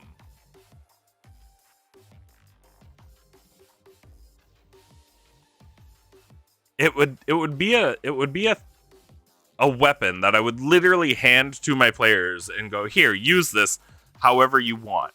And then if they say they want to shoot an enemy in the arm to make them drop their weapon, that's going to be the effect of that blowgun. If they want to say they want to shoot somebody in the leg or the ass to make them walk funny and make them slower, that's going to be the effect of the weapon. Or if they want to shoot them in the head and give them an incredible migraine so they just have disadvantage on their attacks, that's what's going to happen. Is that a major impact? You'll screenshot that table. The economy in every single one of your games is in shambles. I know the feeling. Yeah. I've given my players way too much money, and kind of on purpose, but there's reasons for that. But yeah, screenshot this, steal it, use it, whatever works for you. Because obviously, again, I didn't come up with this, so it's not fully mine. The second one I came up with. Take it. I don't mind. Is this minor impact or major impact? It's gonna be permanent. I think it's gonna be permanent just because it's literally a one attack per round item. You can't use it on a fighter unless they get the. Oh no, because I guess the crossbow expert it specifically states it only works with crossbows, doesn't it? Or does it say that it works with anything with a loading property? See, now I got my book out and I gotta look it up. Oh, here we go. You ignore the loading property of crossbows. Okay, so yeah.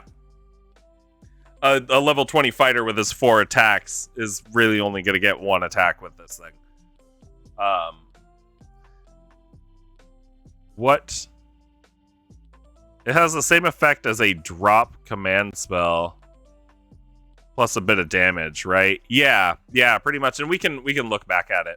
And it's not written up super nice, but yeah, it's a D6 of psychic damage, reoccurring on failed saves, as well as some negative effect, whether it's a reduction in speed, or it forces them to drop their weapon, or it gives them disadvantage on their attacks. Command is level 2. Good to know. That's really good to know, and being able to equate it to different spells and other things is perfect. If command is level 2, I would probably say, since base level healing potions are uncommon, typically, or are they common? I don't remember. I think this blow dart gun is going to end up being rare. I think it's probably going to end up being rare. And permanent both ways is like 4,000 and 5,000. That's not bad. You're adding in effects from various cantrips. Exactly. It's one of those where, you know, they're not going to get all the effects. Frostbite, yeah. They're not going to get all the effects. They have to choose one. And I guess I should write in a caveat that says, like, a creature can only be affected by one effect at a time.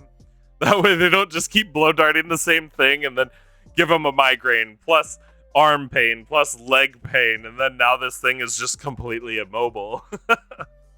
Or if they try, maybe it gives them advantage on their next saving throws. Oh, there's something we have to consider as well. Either way, I'm thinking rare. This might have major impact. I might go with this, but you know what? I might price it halfway between, and we can just say it's 4,500 gold. Oh, and all these prices are in gold, by the way. All of these prices are in gold. So I could say 450 platinum. I could just...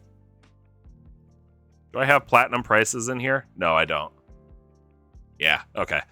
Let's do that. We'll say ish 4,500 GP.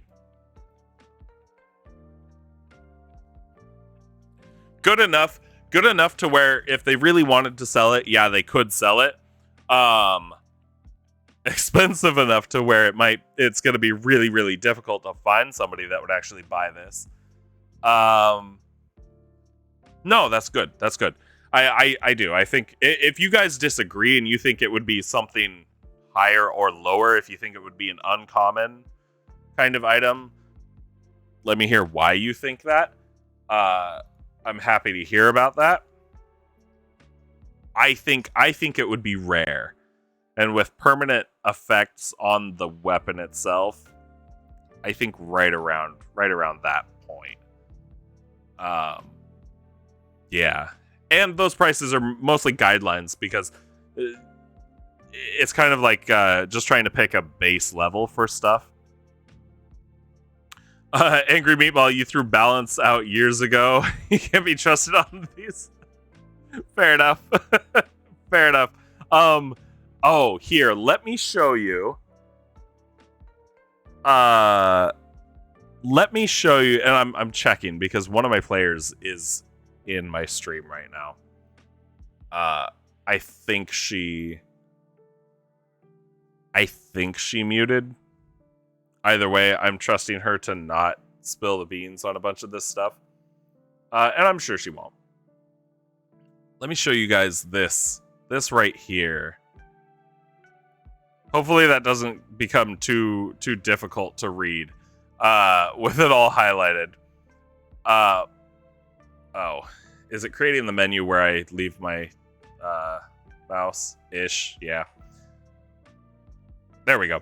So this ancient war pick thing, I created it.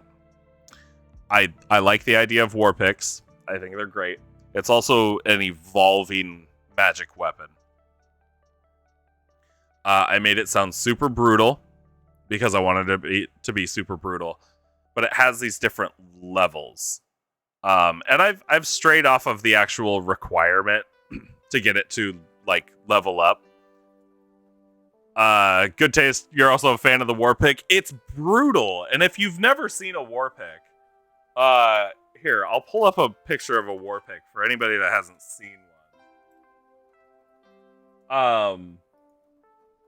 They're just like pointy, super badass hammers. Yeah, here's a good one. If I can get this without, it's a Pinterest link. Open image, new tab. Here we go. Yeah, look at that thing. Look at that thing. That is an awesome weapon. It's got a blunted head, and a lot of them are like that.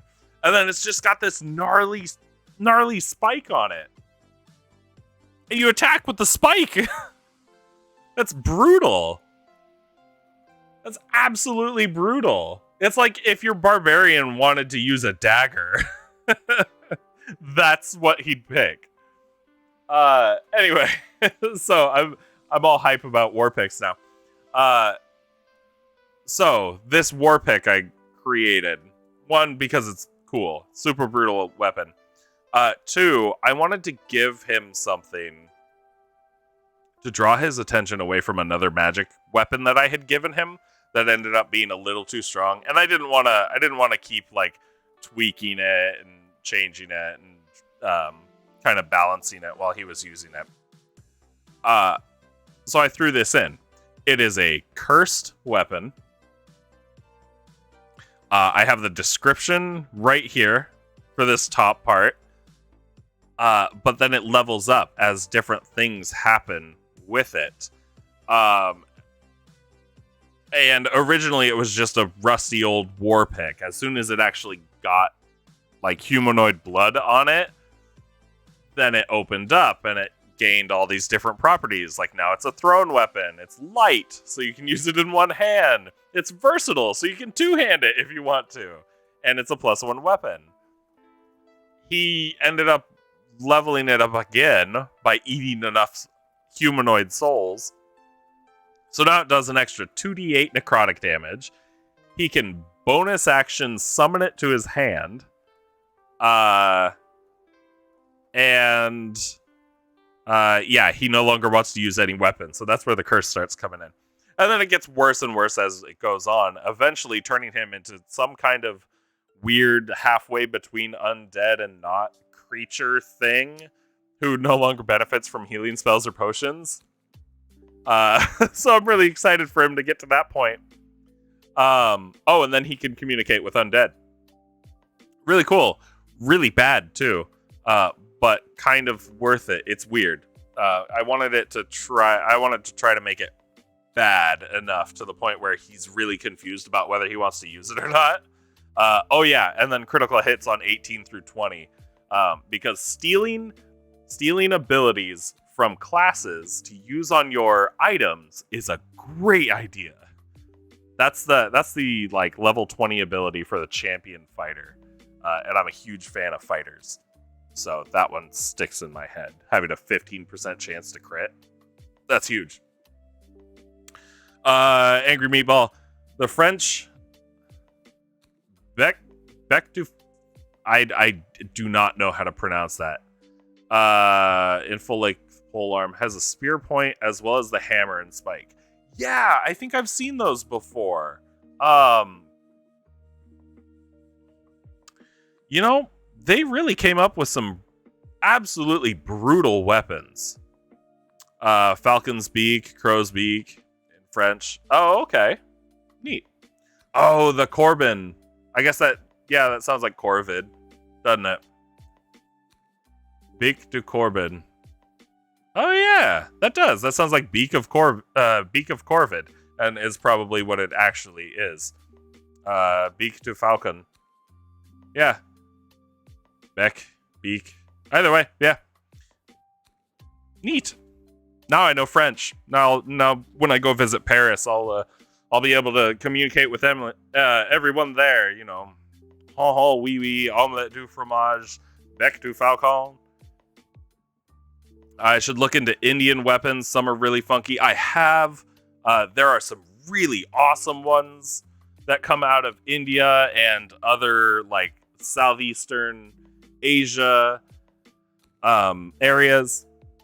They really got creative. I like a lot of the claws. I like some of the bladed poles that I've seen.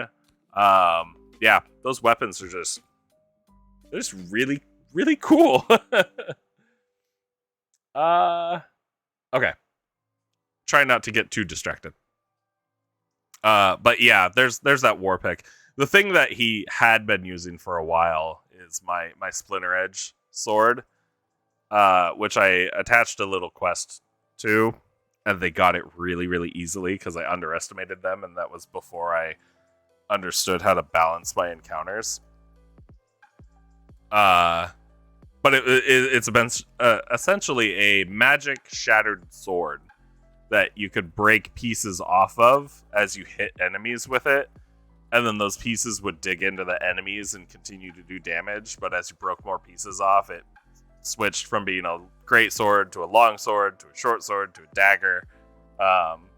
Yeah, one of my more proud, or one of the items I'm more proud of. Yeah. So back to this blowgun. We need to give it a name. We're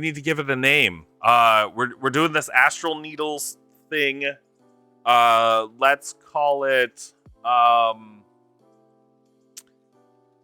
You gave your player a pada. It's a short sword that also gives 1 AC, but takes an action to equip or unequip, like a shield. Is that the I'm gonna try to do this without looking it up. Is that the blade? Is that the fist blade with the dome over their hand? Okay, now that I've said that and potentially made myself look stupid, I'm gonna Google it. Oh, that's not it. And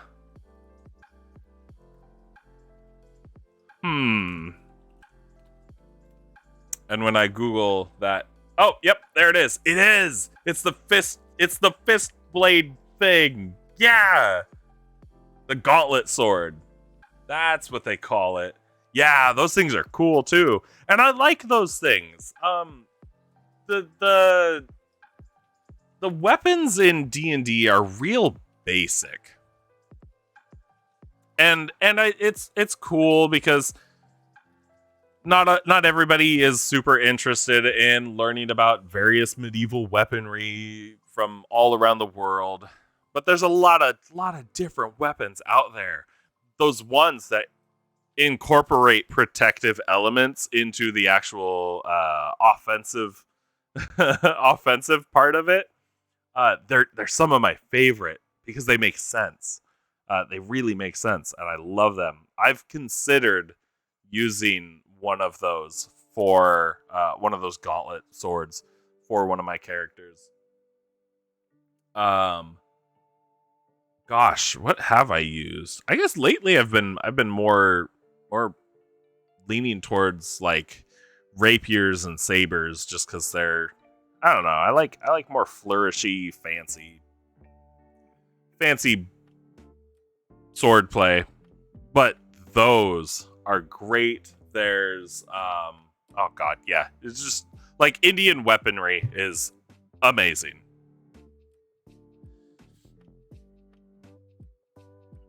Really cool.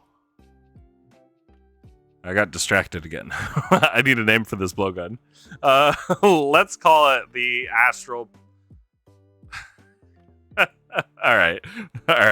Let's try this out. Check this out. We'll call it the Astral Pain blowgun. It's kind of stupid. That's kind of stupid.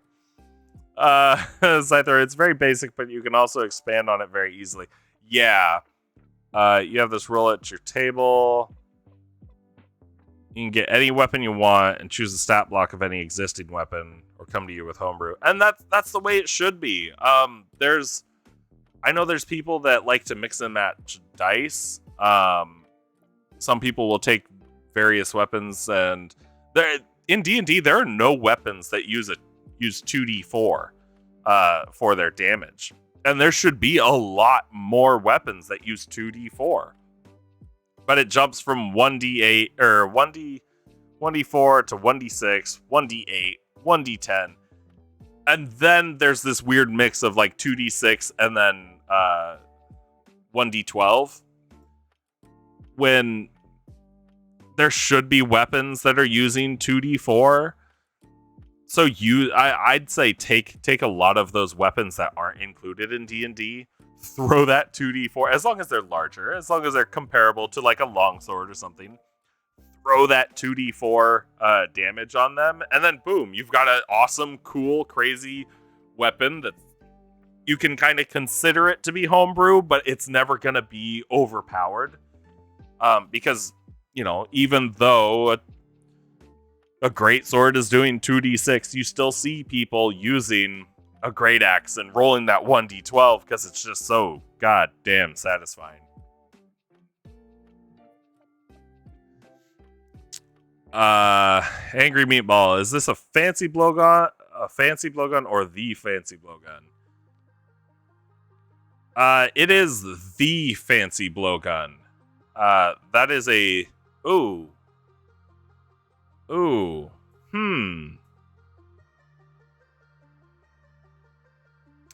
That's a good question. That's a good question.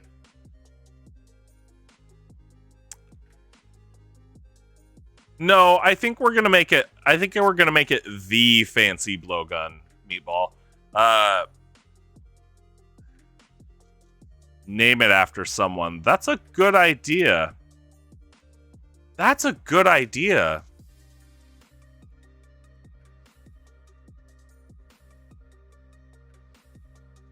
That's a really good idea.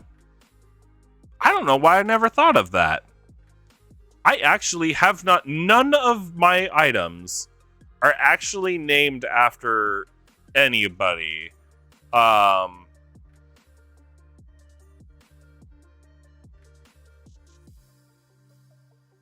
Yeah. Throw some extra flavor on it. I love that.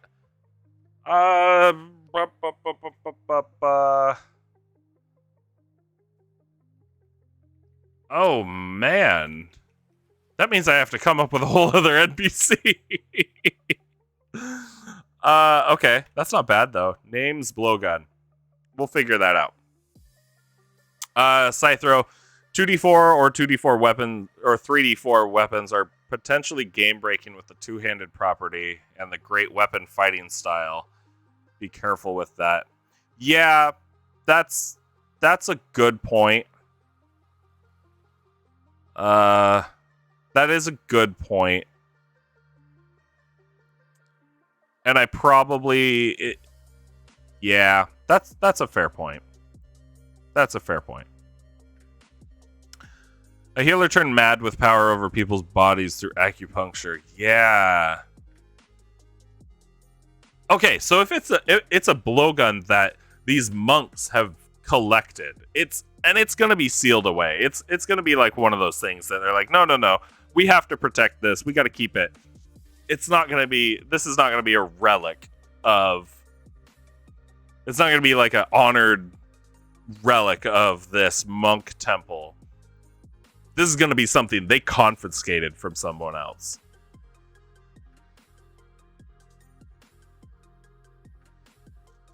Who? I know what I'm gonna do. I'm gonna use your guys' names. Because why not? Okay, so Val, I don't think is here anymore, but that's okay.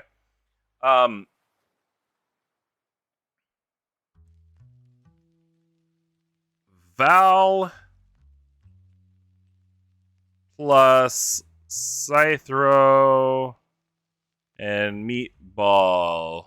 How about this?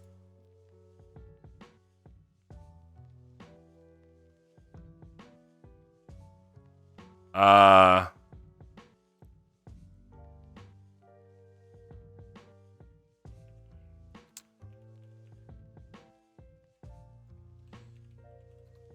about this?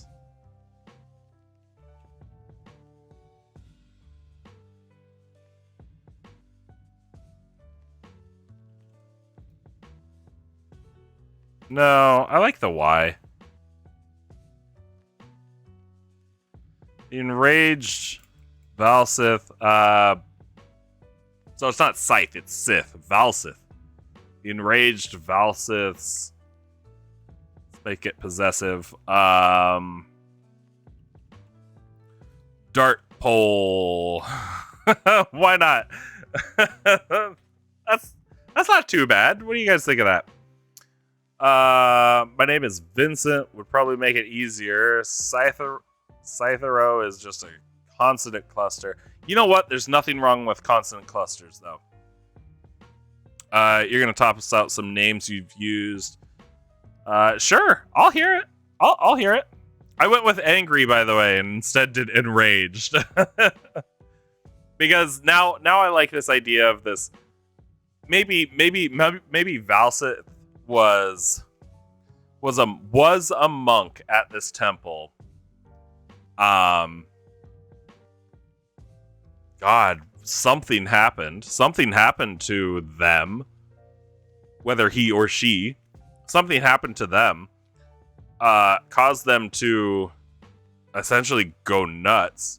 And I like this idea. They were a specialist with like blowguns. I like this idea of characters that do largely notable things end up creating artifacts almost through just pure emotion. And if that is not an original idea, I will admit that's not an original idea. If anybody has watched Warehouse 13, that is the entire premise behind the show. Is artifacts are created through deeds and emotion. Amazing show. When sci-fi was putting out absolute gold. Although I don't know what the Sci-Fi Channel has been putting out lately, because I don't have cable. So, Nayanak, Gallowbraid, Zubair, Castagir. I like those names. Man, where were you when I was trying to come up with names for my city council? Man, those are hugely helpful. Oh. I need a names page. I'm gonna steal those. I don't have a names page, do I? Information, pest diseases. Yeah, I don't have a names page. Okay. We'll do this. Potential names.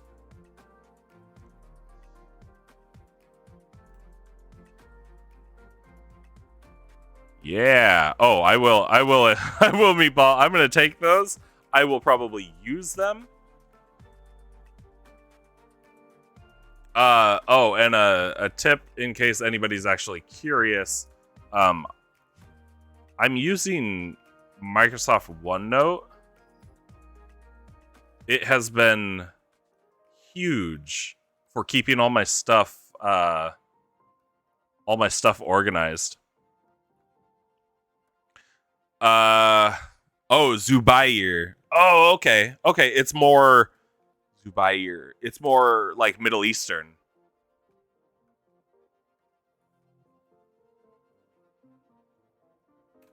I like that. I'm gonna type that in.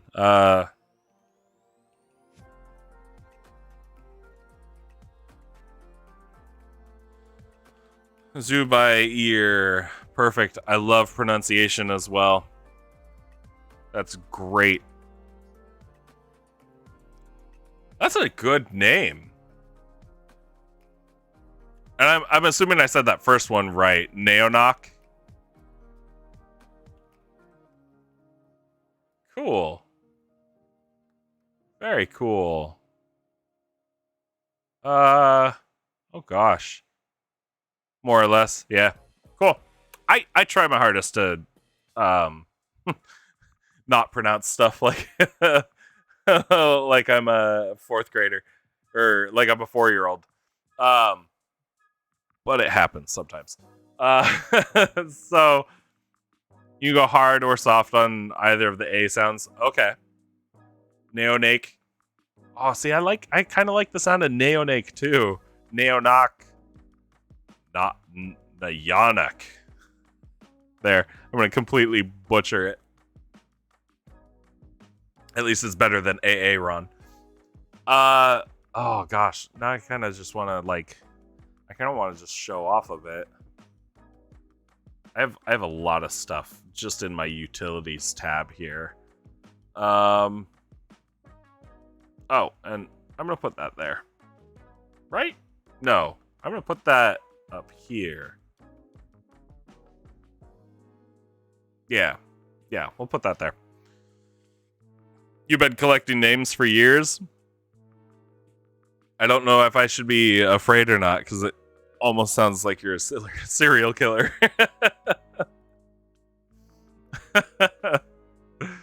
The names list is the most important document. It really is. I don't know why it's taken me this long to actually work on one.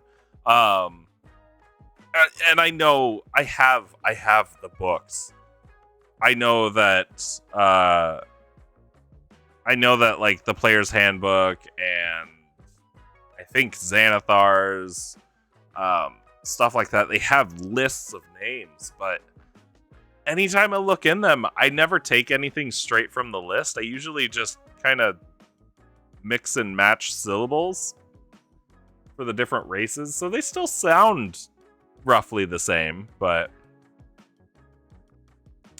real life fey creature. And that's why I don't share my real name, because you never know who's watching and who might take everything from me. But I've got my eye on you, Meatball.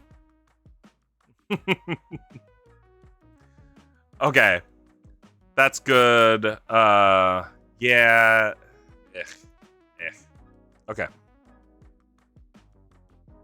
The enraged Valsis dart pole. Okay, I like that. I'm gonna have to work on this wording here a bit.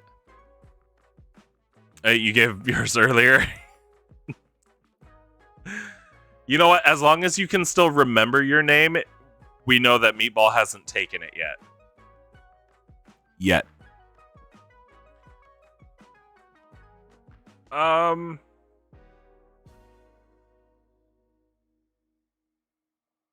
Okay. This is good. I'm gonna build out this blowgun though. I think I am just gonna leave it as Assassin's Blowgun. Armor piercing, attacks with this weapon, ignore armor and shields. Oh gosh. I think that's actually all I want to write. My cat. What you doing, buddy? I don't know what's up with him. He doesn't come sit in my lap when I stream. And it makes me sad. If I'm not streaming, he'll immediately jump in, but I don't know. Okay, that's not bad. Okay. We'll clean this up. Astral needles. I'm just gonna start typing. Attacks with this weapon cause phantom pain. Determined by the user. Why not? Because we want to give them flexibility. Cat has stage fright. He just might. He just might. I don't know what it is. Maybe it's because normally if I'm in my computer chair, I'm like leaning back all the way. He doesn't like it when I actually try to have somewhat good posture. Okay, Astral Needle's attack with this weapon causes phantom pain determined by the user. Period. No.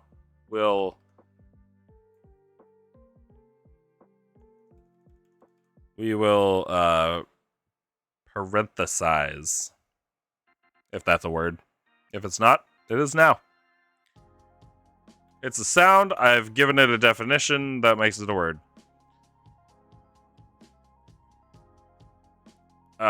Int saving throw. Yes. On a hit, the target must make a... There's no...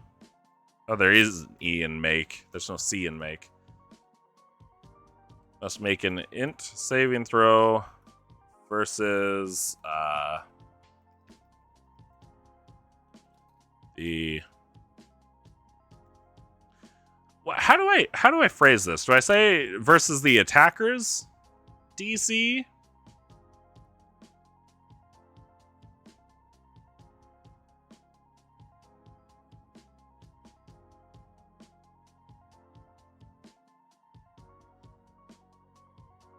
I'm gonna get rid of the dex. I was just gonna have it say the whatever's... Oh, wielder. Versus the wielder's DC.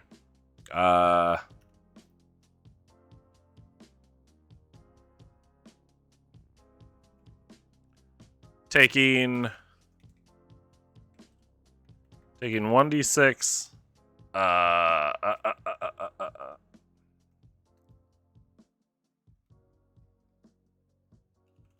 And being affected by... No, not being. Becoming.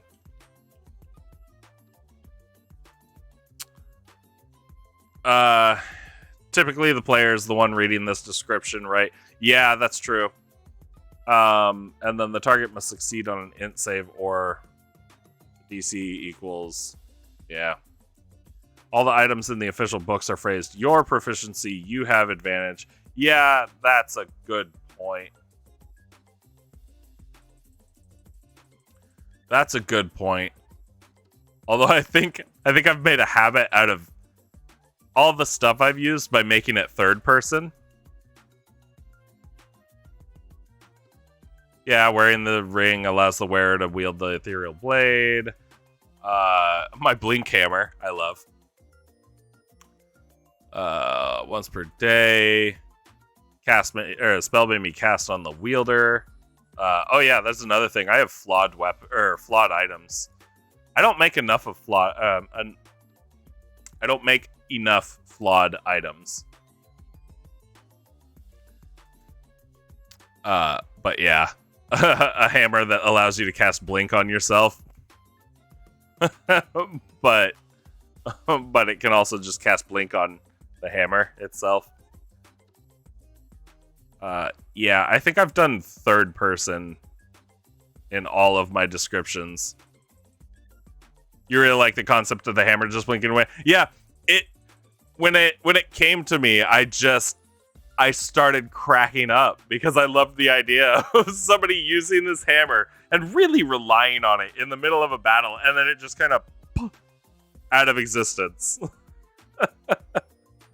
And then they have to spend a while chasing it around. Flawed item seems like a very fun mechanic. Yeah, I like the idea. I haven't made a whole lot of them, which is kind of sad. I have the Shadow Blade too, which is it's kind of like a permanent version of the actual spell. And I think the spell is called Shadow Blade, something like that. where when you're attacking with it in the dark, you have advantage because obviously it's a blade made of shadow. Your enemy can't see it, so they have a harder time avoiding it. But then because it's flawed, because this is just a base flaw in it, you drop it in the dark, you're probably not going to be able to find it. Maybe that's not really a flaw. Oh no, never mind, there's the flaw. When it's in direct daylight, it doesn't do damage. Because the shadow's just gone. That's the real flaw. Yeah, I've got a bunch of weird stuff. Glitter bomb weapons, which they just explode in glitter on critical hits. I have my garb of the influencer, which I created because we had a bard in our party. He doesn't play with us anymore, but his AC was just absolute garbage, and I needed a way to bump it up. I think he had an AC of 12 because it was like 11 or 12. It was really, really bad, and he never stayed far enough away from battle to be able to stay alive. So I made this, which just made his AC 10 plus his charisma modifier, which at the most is 5. So 15 AC just by wearing clothing, I felt was helpful. And then telling him he can't wear armor while wearing it. I felt that was balanced enough to where I wouldn't have to worry about it a whole lot. And then, yeah, various other things. I should make more flawed items. Though. I don't want to make all items flawed. Should I make most of my items flawed? Either cursed or flawed? That would put a larger importance on, like, real artifact pieces. The armor being closed also makes the wearer seem less like a threat. Exactly. And that was kind of my idea. It would be something that he would be able to wear, look nice in, and would still protect him.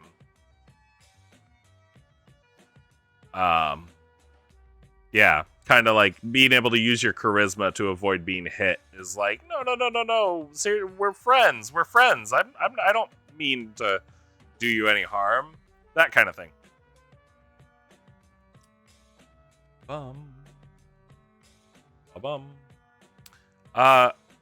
Okay. That's not bad. I think I'm just going to keep that there. Assassin's Blowgun. Let's put a price on that.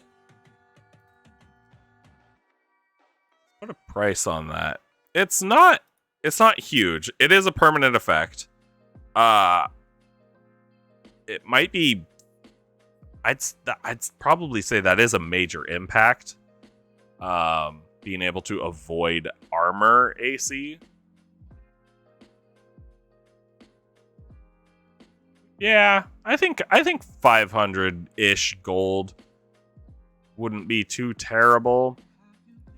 Especially if it's going to be something that can be reproduced. I'd imagine the Assassin's Blowgun would be something that could be reproduced. So maybe we do that. Maybe we make it like 450 gold. If I change my mind later, I'll change it, but I try not to.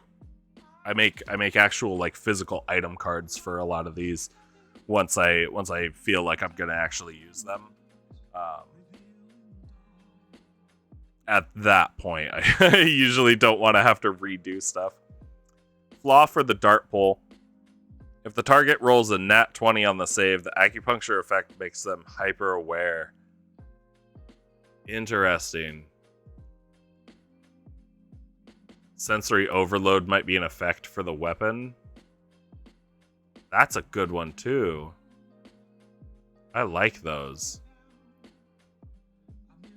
I don't want to put. I'm apprehensive. I'm apprehensive. I don't want to put those on this on this dart pole because I want it to be like an artifact. I don't like the idea of putting a flaw on an artifact. I'll put a curse on an artifact, absolutely. But I feel like the flaws should be more... They should be on stuff that's more manufactured. It's not really tied to anything. It's definitely something that's created through more mundane means, as opposed to the artifact creation of, you know, either great deeds, whether good or evil, they are great, or through large amounts of emotion. Flaws should almost be goofy. Yeah, and that's another thing. Like, I want it to have an effect, but I don't want it to be major. I just want it to be like, this inconveniences me. They take away from the gravitas of an artifact. Exactly. And I want my artifacts to have like a real solid impact narratively. In-game, combat-wise, I don't care. An artifact can be, you know, a magic pea that just duplicates itself once a day. But how that pea came to be is what makes it an artifact. Yeah, if it's one of a kind item, not really flawed. Yeah, exactly.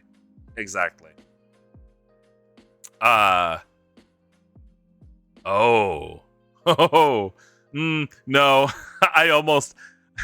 I'll say it out loud. I had this thought as I'm looking at that dart pole, and I'm sitting here thinking, oh, what if it is not flawed, but what if there was another effect on it because it was created out of somebody's frustration and anger, which is what I'm going to build for the history of this dart pole. What if another effect is that whoever's wielding it, whoever actually uses it, immediately becomes enraged, and they now take half damage from bludgeoning, piercing, and slashing, and they do an extra 2 damage with all of their melee attacks. And then they get the Barbarian's Rage.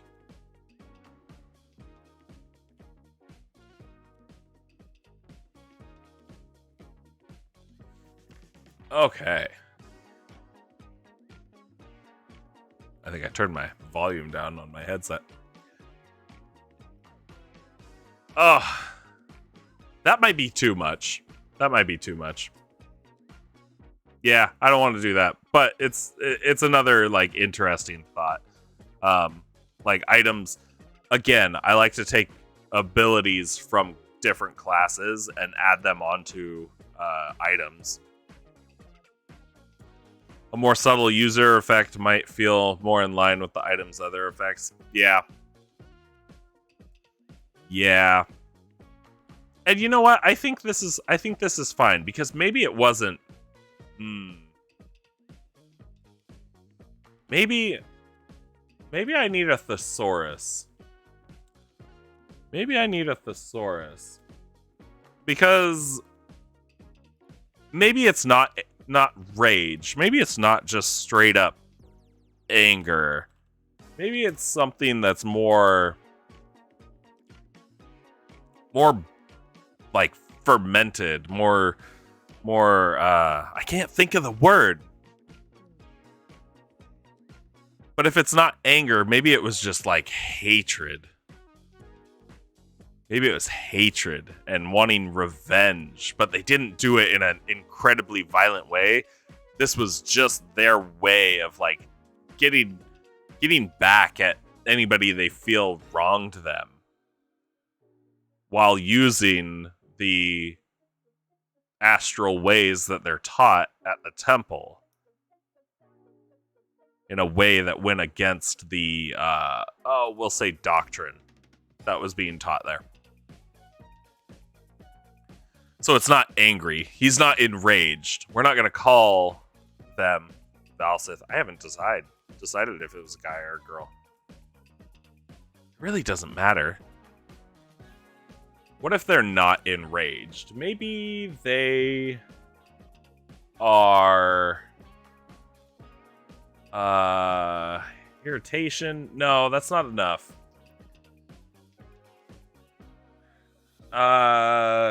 Chagrin?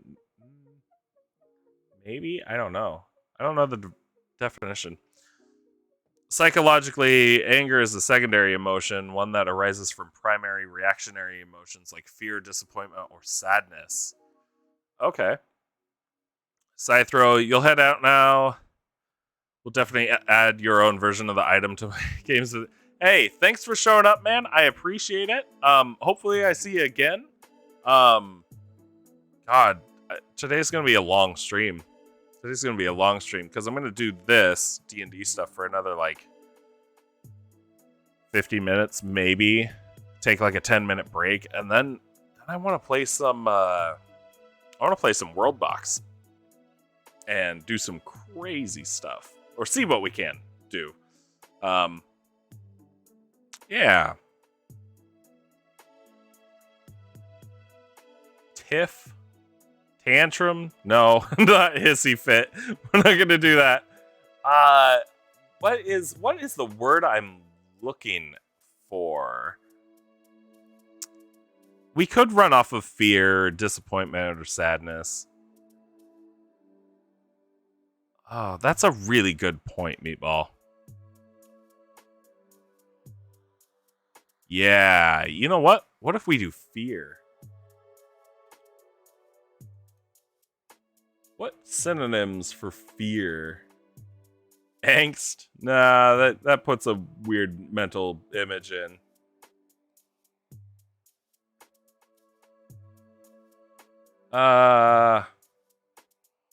Cowardice, creeps, revulsion. Ooh, there's a good. Loathing. Ooh, loathing is a good one. Let's do that. Let's do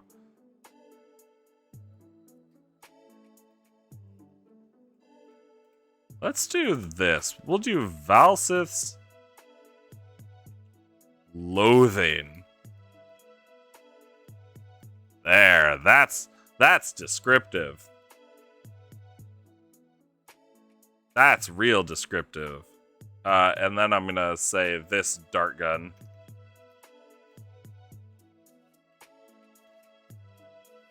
Blowgun. Jeez. That's better. That's better, I think. Not too bad. Not too bad at all. All right.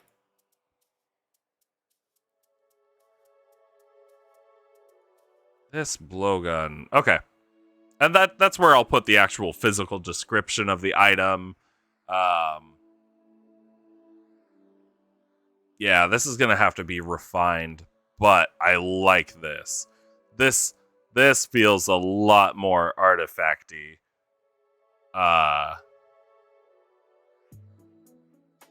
Ties that intense emotion to it. So we can really create something mean. Okay. Not too bad. Not too bad at all.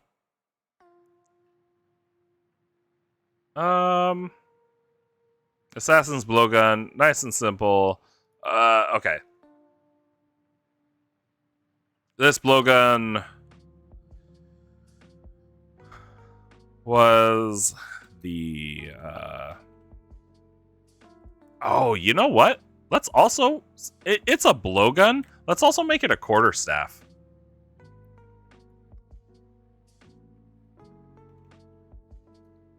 That way it kind of fits that dart pole feel.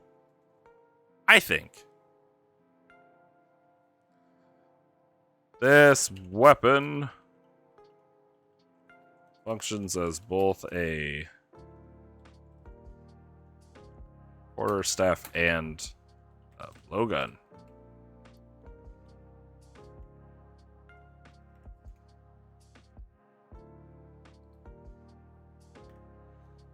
Yeah, I think that works. I think that'll be cool.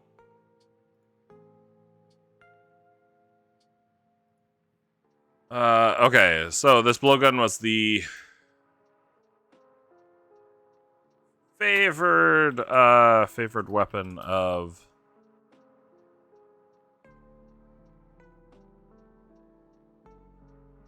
I guess we'll just drop right into it. If I can spell my made-up words. So this blowgun was the favored weapon of Valscythe, a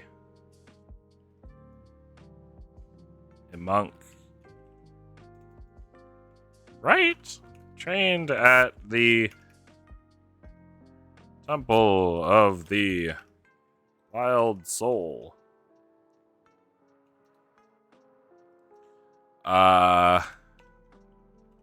Becoming. Ooh. No, not becoming. Not becoming. Due to a growing hatred and. Yeah, we'll make it a him.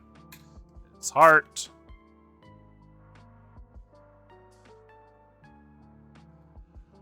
Due to a growing hatred in his heart, he ended up using the astral powers that he gained from his training at the temple to end up using astral powers. AFK back in the tank. Hey, you do you, man. Astral powers that he gained from his training at the temple to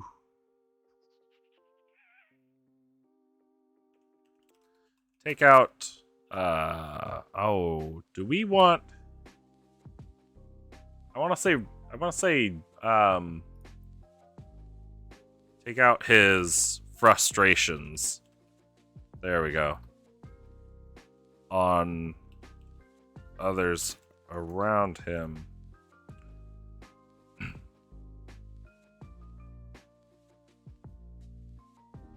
He ended up using the astral powers. Okay. Let me restart this. Due to a growing hatred in his heart, he ended up using the astral powers that he gained from his training at the temple to take out his frustrations on others around him. The dart pole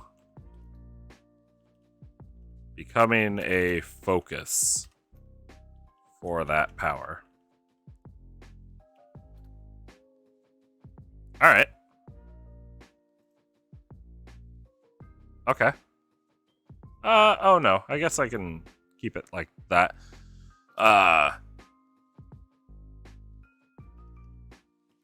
The pole is... No, the pole appears to be made of a dense, rigid, dense, rigid wood with a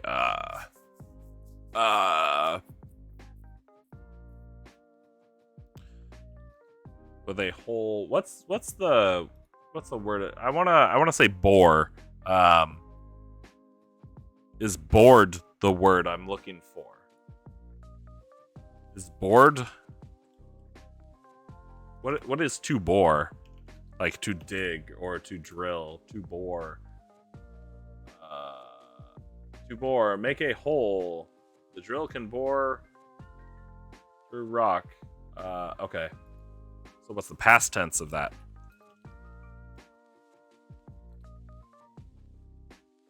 Yeah, bore, past tense.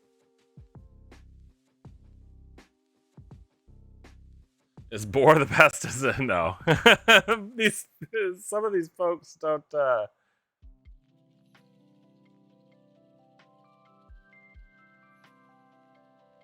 Bore.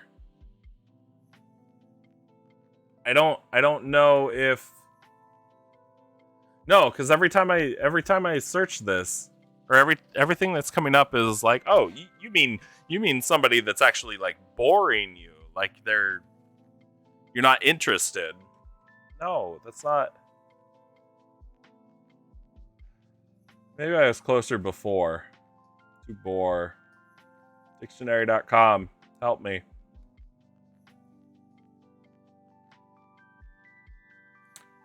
Nope, that's not what I'm looking for.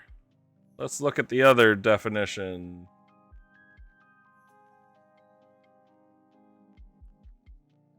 To pierce? Yes, bored.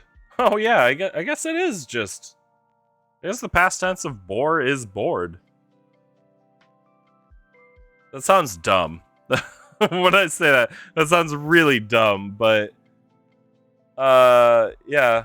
A hole made or enlarged by boring. To make a hole in a solid substance with a rotary cutting instrument. Yeah, that all sounds, yeah, okay. Wood with a hole bored from end to end.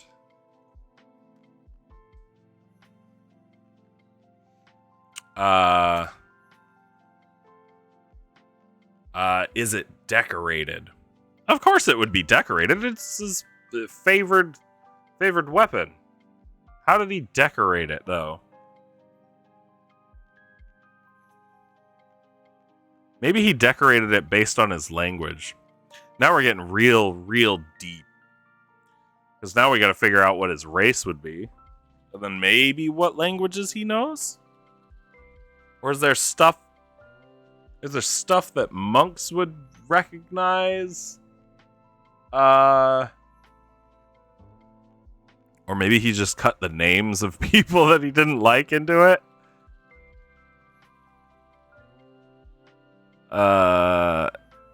Yeah, maybe? Maybe.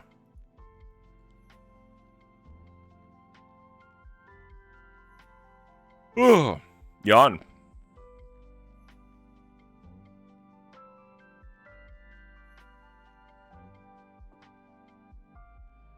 Okay.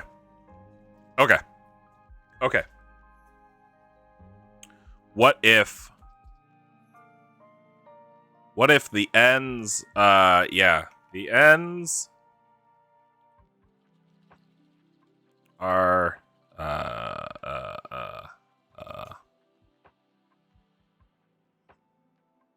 what am I want to put ribbons or something or string or something on the end. Adorned. I spelled adorned wrong. I think it's only one D. Yeah, adorned with what colors? How about red and gray?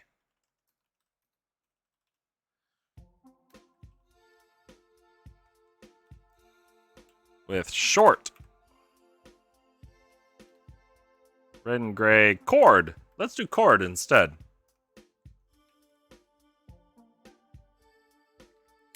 And the body of the what are we calling this? And the body of the pole is inscribed with no, not inscribed. What am I looking for? I want to say like carved, but I don't want to say carved. Body of the pole is Thesaurus, I need you. The thesaurus is my greatest friend. Chiseled, engraved, sculpted. No. Carven? No. Etched. Ooh, etched? No.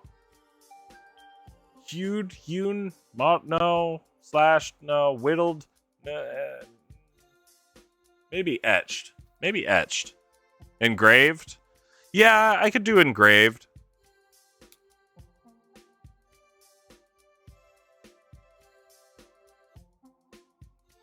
I could do engraved. I like etched. I like the... Well... Because I guess I need to figure out what it actually has on it. Because I don't know if I want to do writing. I don't know if I want it to be writing or if I want it to be like pictures, like pictographs. Wasp, snake. I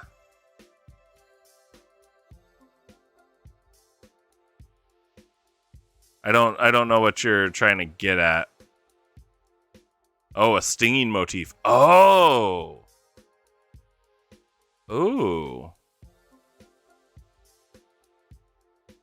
Oh. Oh, that's a good one. That's a really good one. A stinging motif. Okay. Let's animals that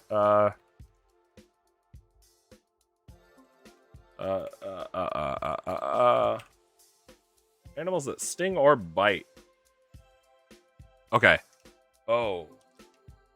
Come here, pencil. I need to actually write something. Or no, what am I doing? Yeah, scorpion. Okay, let's do this. Random notes right here. Spider. No, not commas. Snake. Scorpion. What did you say? Wasp. Wasp is good. What the hell? Oh. Okay. I was like, catfish don't sting you. Google. Jellyfish. What else? What else? I like this idea. Snake. What else? Maybe only those 5. Which one would have a similar effect? It would have to be something that bites you and causes extreme pain, but isn't like flesh melting. So a spider works pretty well. I don't want to do... I guess I could do jellyfish, but that's not super...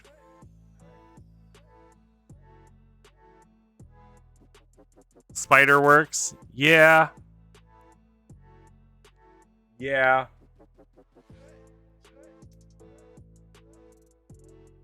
Animals that have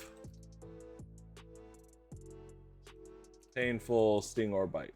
Oh yes, animals with the most painful bite. Oh, they do have actually those ants. Certain kinds of snake venom is neurotoxic. True. And yeah, you're right. Snakes are done a lot. They have ants. Those bullet ants. Bullet ants have those, like, aren't they described as like one of the most painful bites ever? That could be a good one. That could be a really good one, actually. Because then I could have this pole carved or engraved in a way that makes it look like ant tunnels or like termite tunnels almost.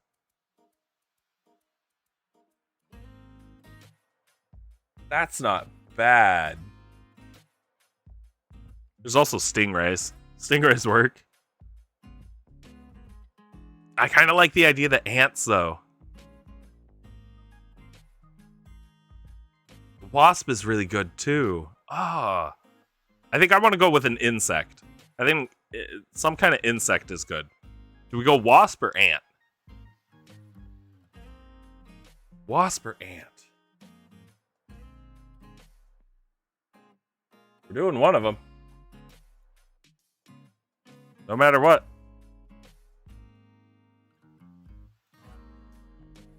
Where was I? Here we go. The body of the pole is... Actually, if we go wasp, we can make this pole almost look like a wasp nest. Just elongated. Or if we do ants, we can do those tunnels.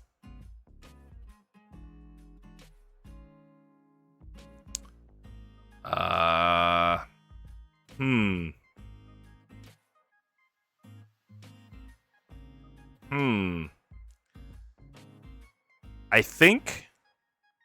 Okay, I'm going to make a executive decision. We're going to go with wasps. I kind of like this idea of like a slightly mud-covered looking weapon. And the body of the pole is... We'll just say carved. We'll call it what it is. Carved to appear as though it is made of wasp nests. Wasp nests and mud. Cool. That's not bad. That's not bad at all. Okay. Valsith's Loathing. Not too bad. Cool. So now I can go, weapons.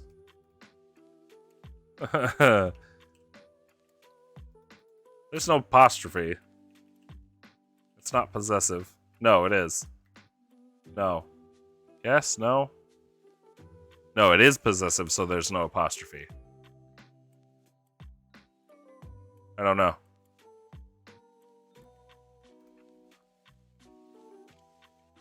Does that work? Yeah, whatever. I'm not in class, so it doesn't matter. Okay.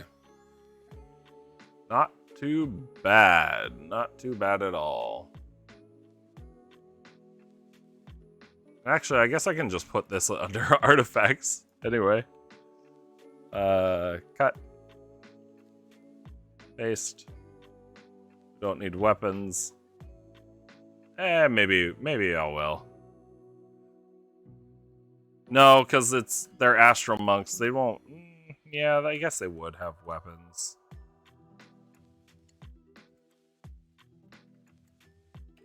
What kind of weapons do we find at a monk temple? We'll say quarterstaffs.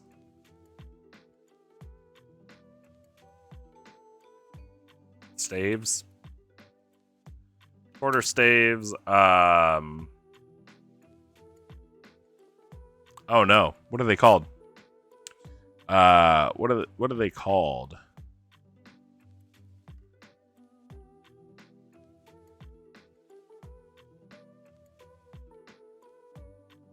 I don't remember what they're called. I don't want to just look up ninja weapons, but...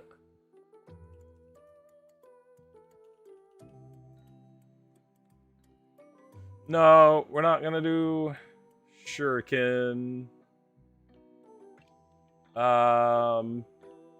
Although, some of these aren't too bad.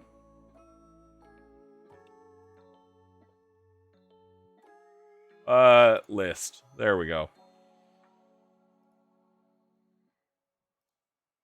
Let's take a look at some of these. I need to see this image as big as I can get it. Oh, Tonfa. Yes, thank you. Monk weapons in the player's handbook are listed as daggers, sickles, clubs, throwing axes, darts. Yeah, but that doesn't mean that they couldn't train in other weapons. Although I guess I did just look up, like, pretty typical weapons, so I'm not being super creative.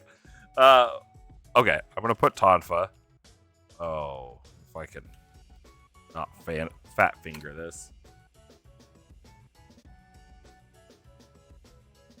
Oh, they do have like Falcon's Talon. They have claws. Yeah, we'll just say claw. Claw/fist. No, we'll do claw weapons. I'll come up with the actual names later. You would recommend the Meteor Hammer and Shaolin Space. What are those? Are they? Here, I'm gonna Google them. Meteor Hammer. Oh.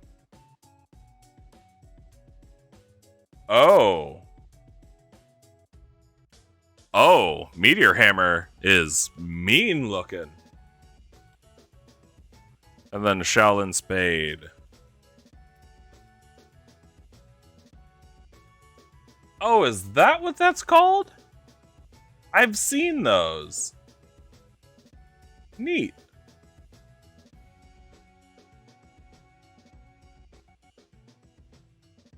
Huh. Oh, or just Monk's Spade. You know what? Yeah, why not?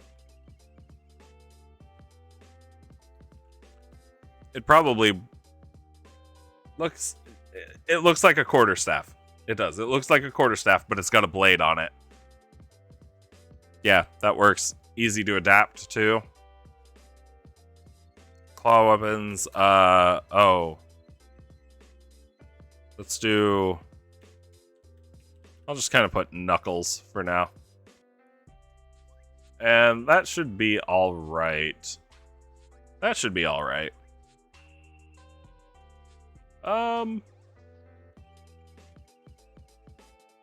Gosh. Okay, so what did I actually write for this place? Temple of the Wild Soul is home to monks, spiritualists that practice the Wild Soul beliefs. The monks practice astral self martial arts in an attempt to become closer with the Wild Soul, training not only their bodies but their spirits as well. Blah, blah, blah. Infiltrated. Okay.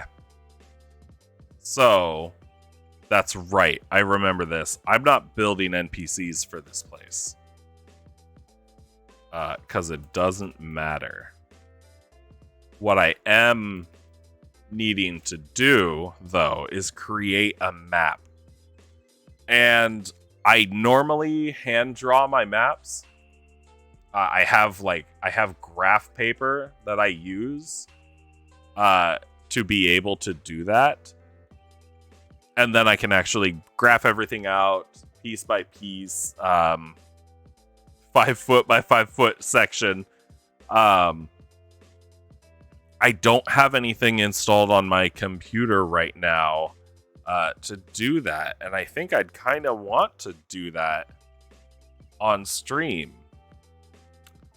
So maybe that's what I'll do on... Today's Monday, right? Maybe that's what I'll do on Saturday when I do this stream again, because it's every Saturday and Monday. I think that's what I'm gonna do.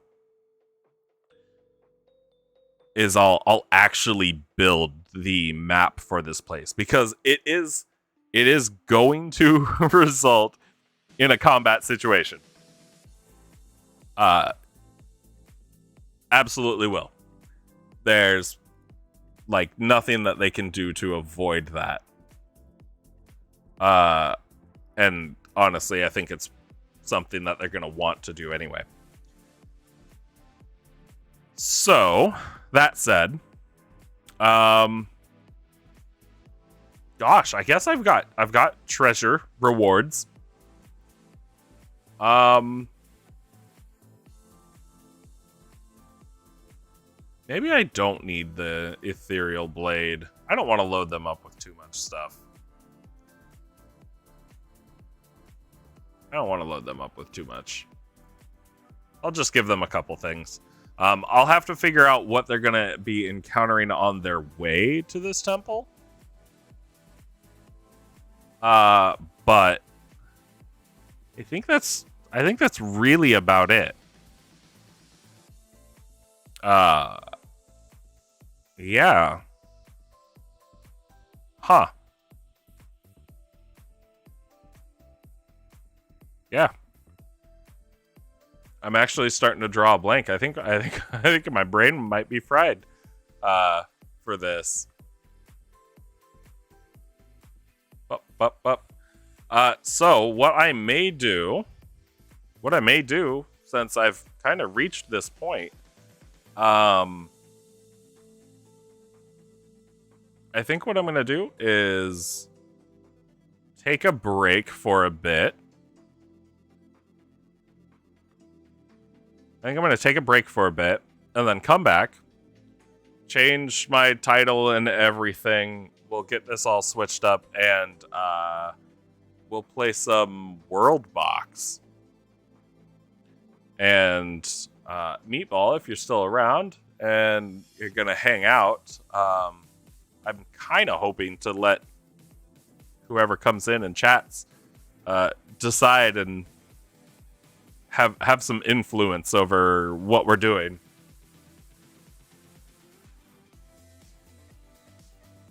So yeah, I think I might take a break for a bit. Let's say, gosh, I don't want to end the stream, but I am hungry. I need to grab food. Unfortunately, you're needed elsewhere in about 5 minutes. Hey, you know what? That's all right. I do appreciate you hanging out with me and working through all of this. If you do get the chance, yeah, I'm hoping to be streaming for a little while, at least another few hours today.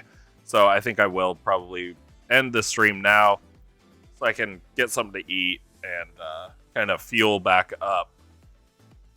And yeah, we'll create a world that we can destroy after that. Might just jam for a minute because this music is great. Yeah. Yeah, I didn't think designing a blowgun would be quite as mentally draining as it was for me, but I guess so. Jeez. I guess I did have to come up with, or we did work on coming up with an NPC for it and the history behind that. Yeah, that's not bad. That's not bad. I've got more taken care of now than I did before. And that's what matters. So, okay. I'm going to end the stream now. That way I can get some food and kind of get things taken care of. Exactly. I stayed on topic and I got things done. That's what we strive for when we're trying to create our world. Yeah. Cheers to you two. Hopefully I see you around again, Meatball. It was great talking to you. Anybody else that's stuck around, I greatly appreciate it. I'm gonna put an end to the stream now and then probably be back in, say, 30 minutes ish. So thanks all, and I'll see you next time.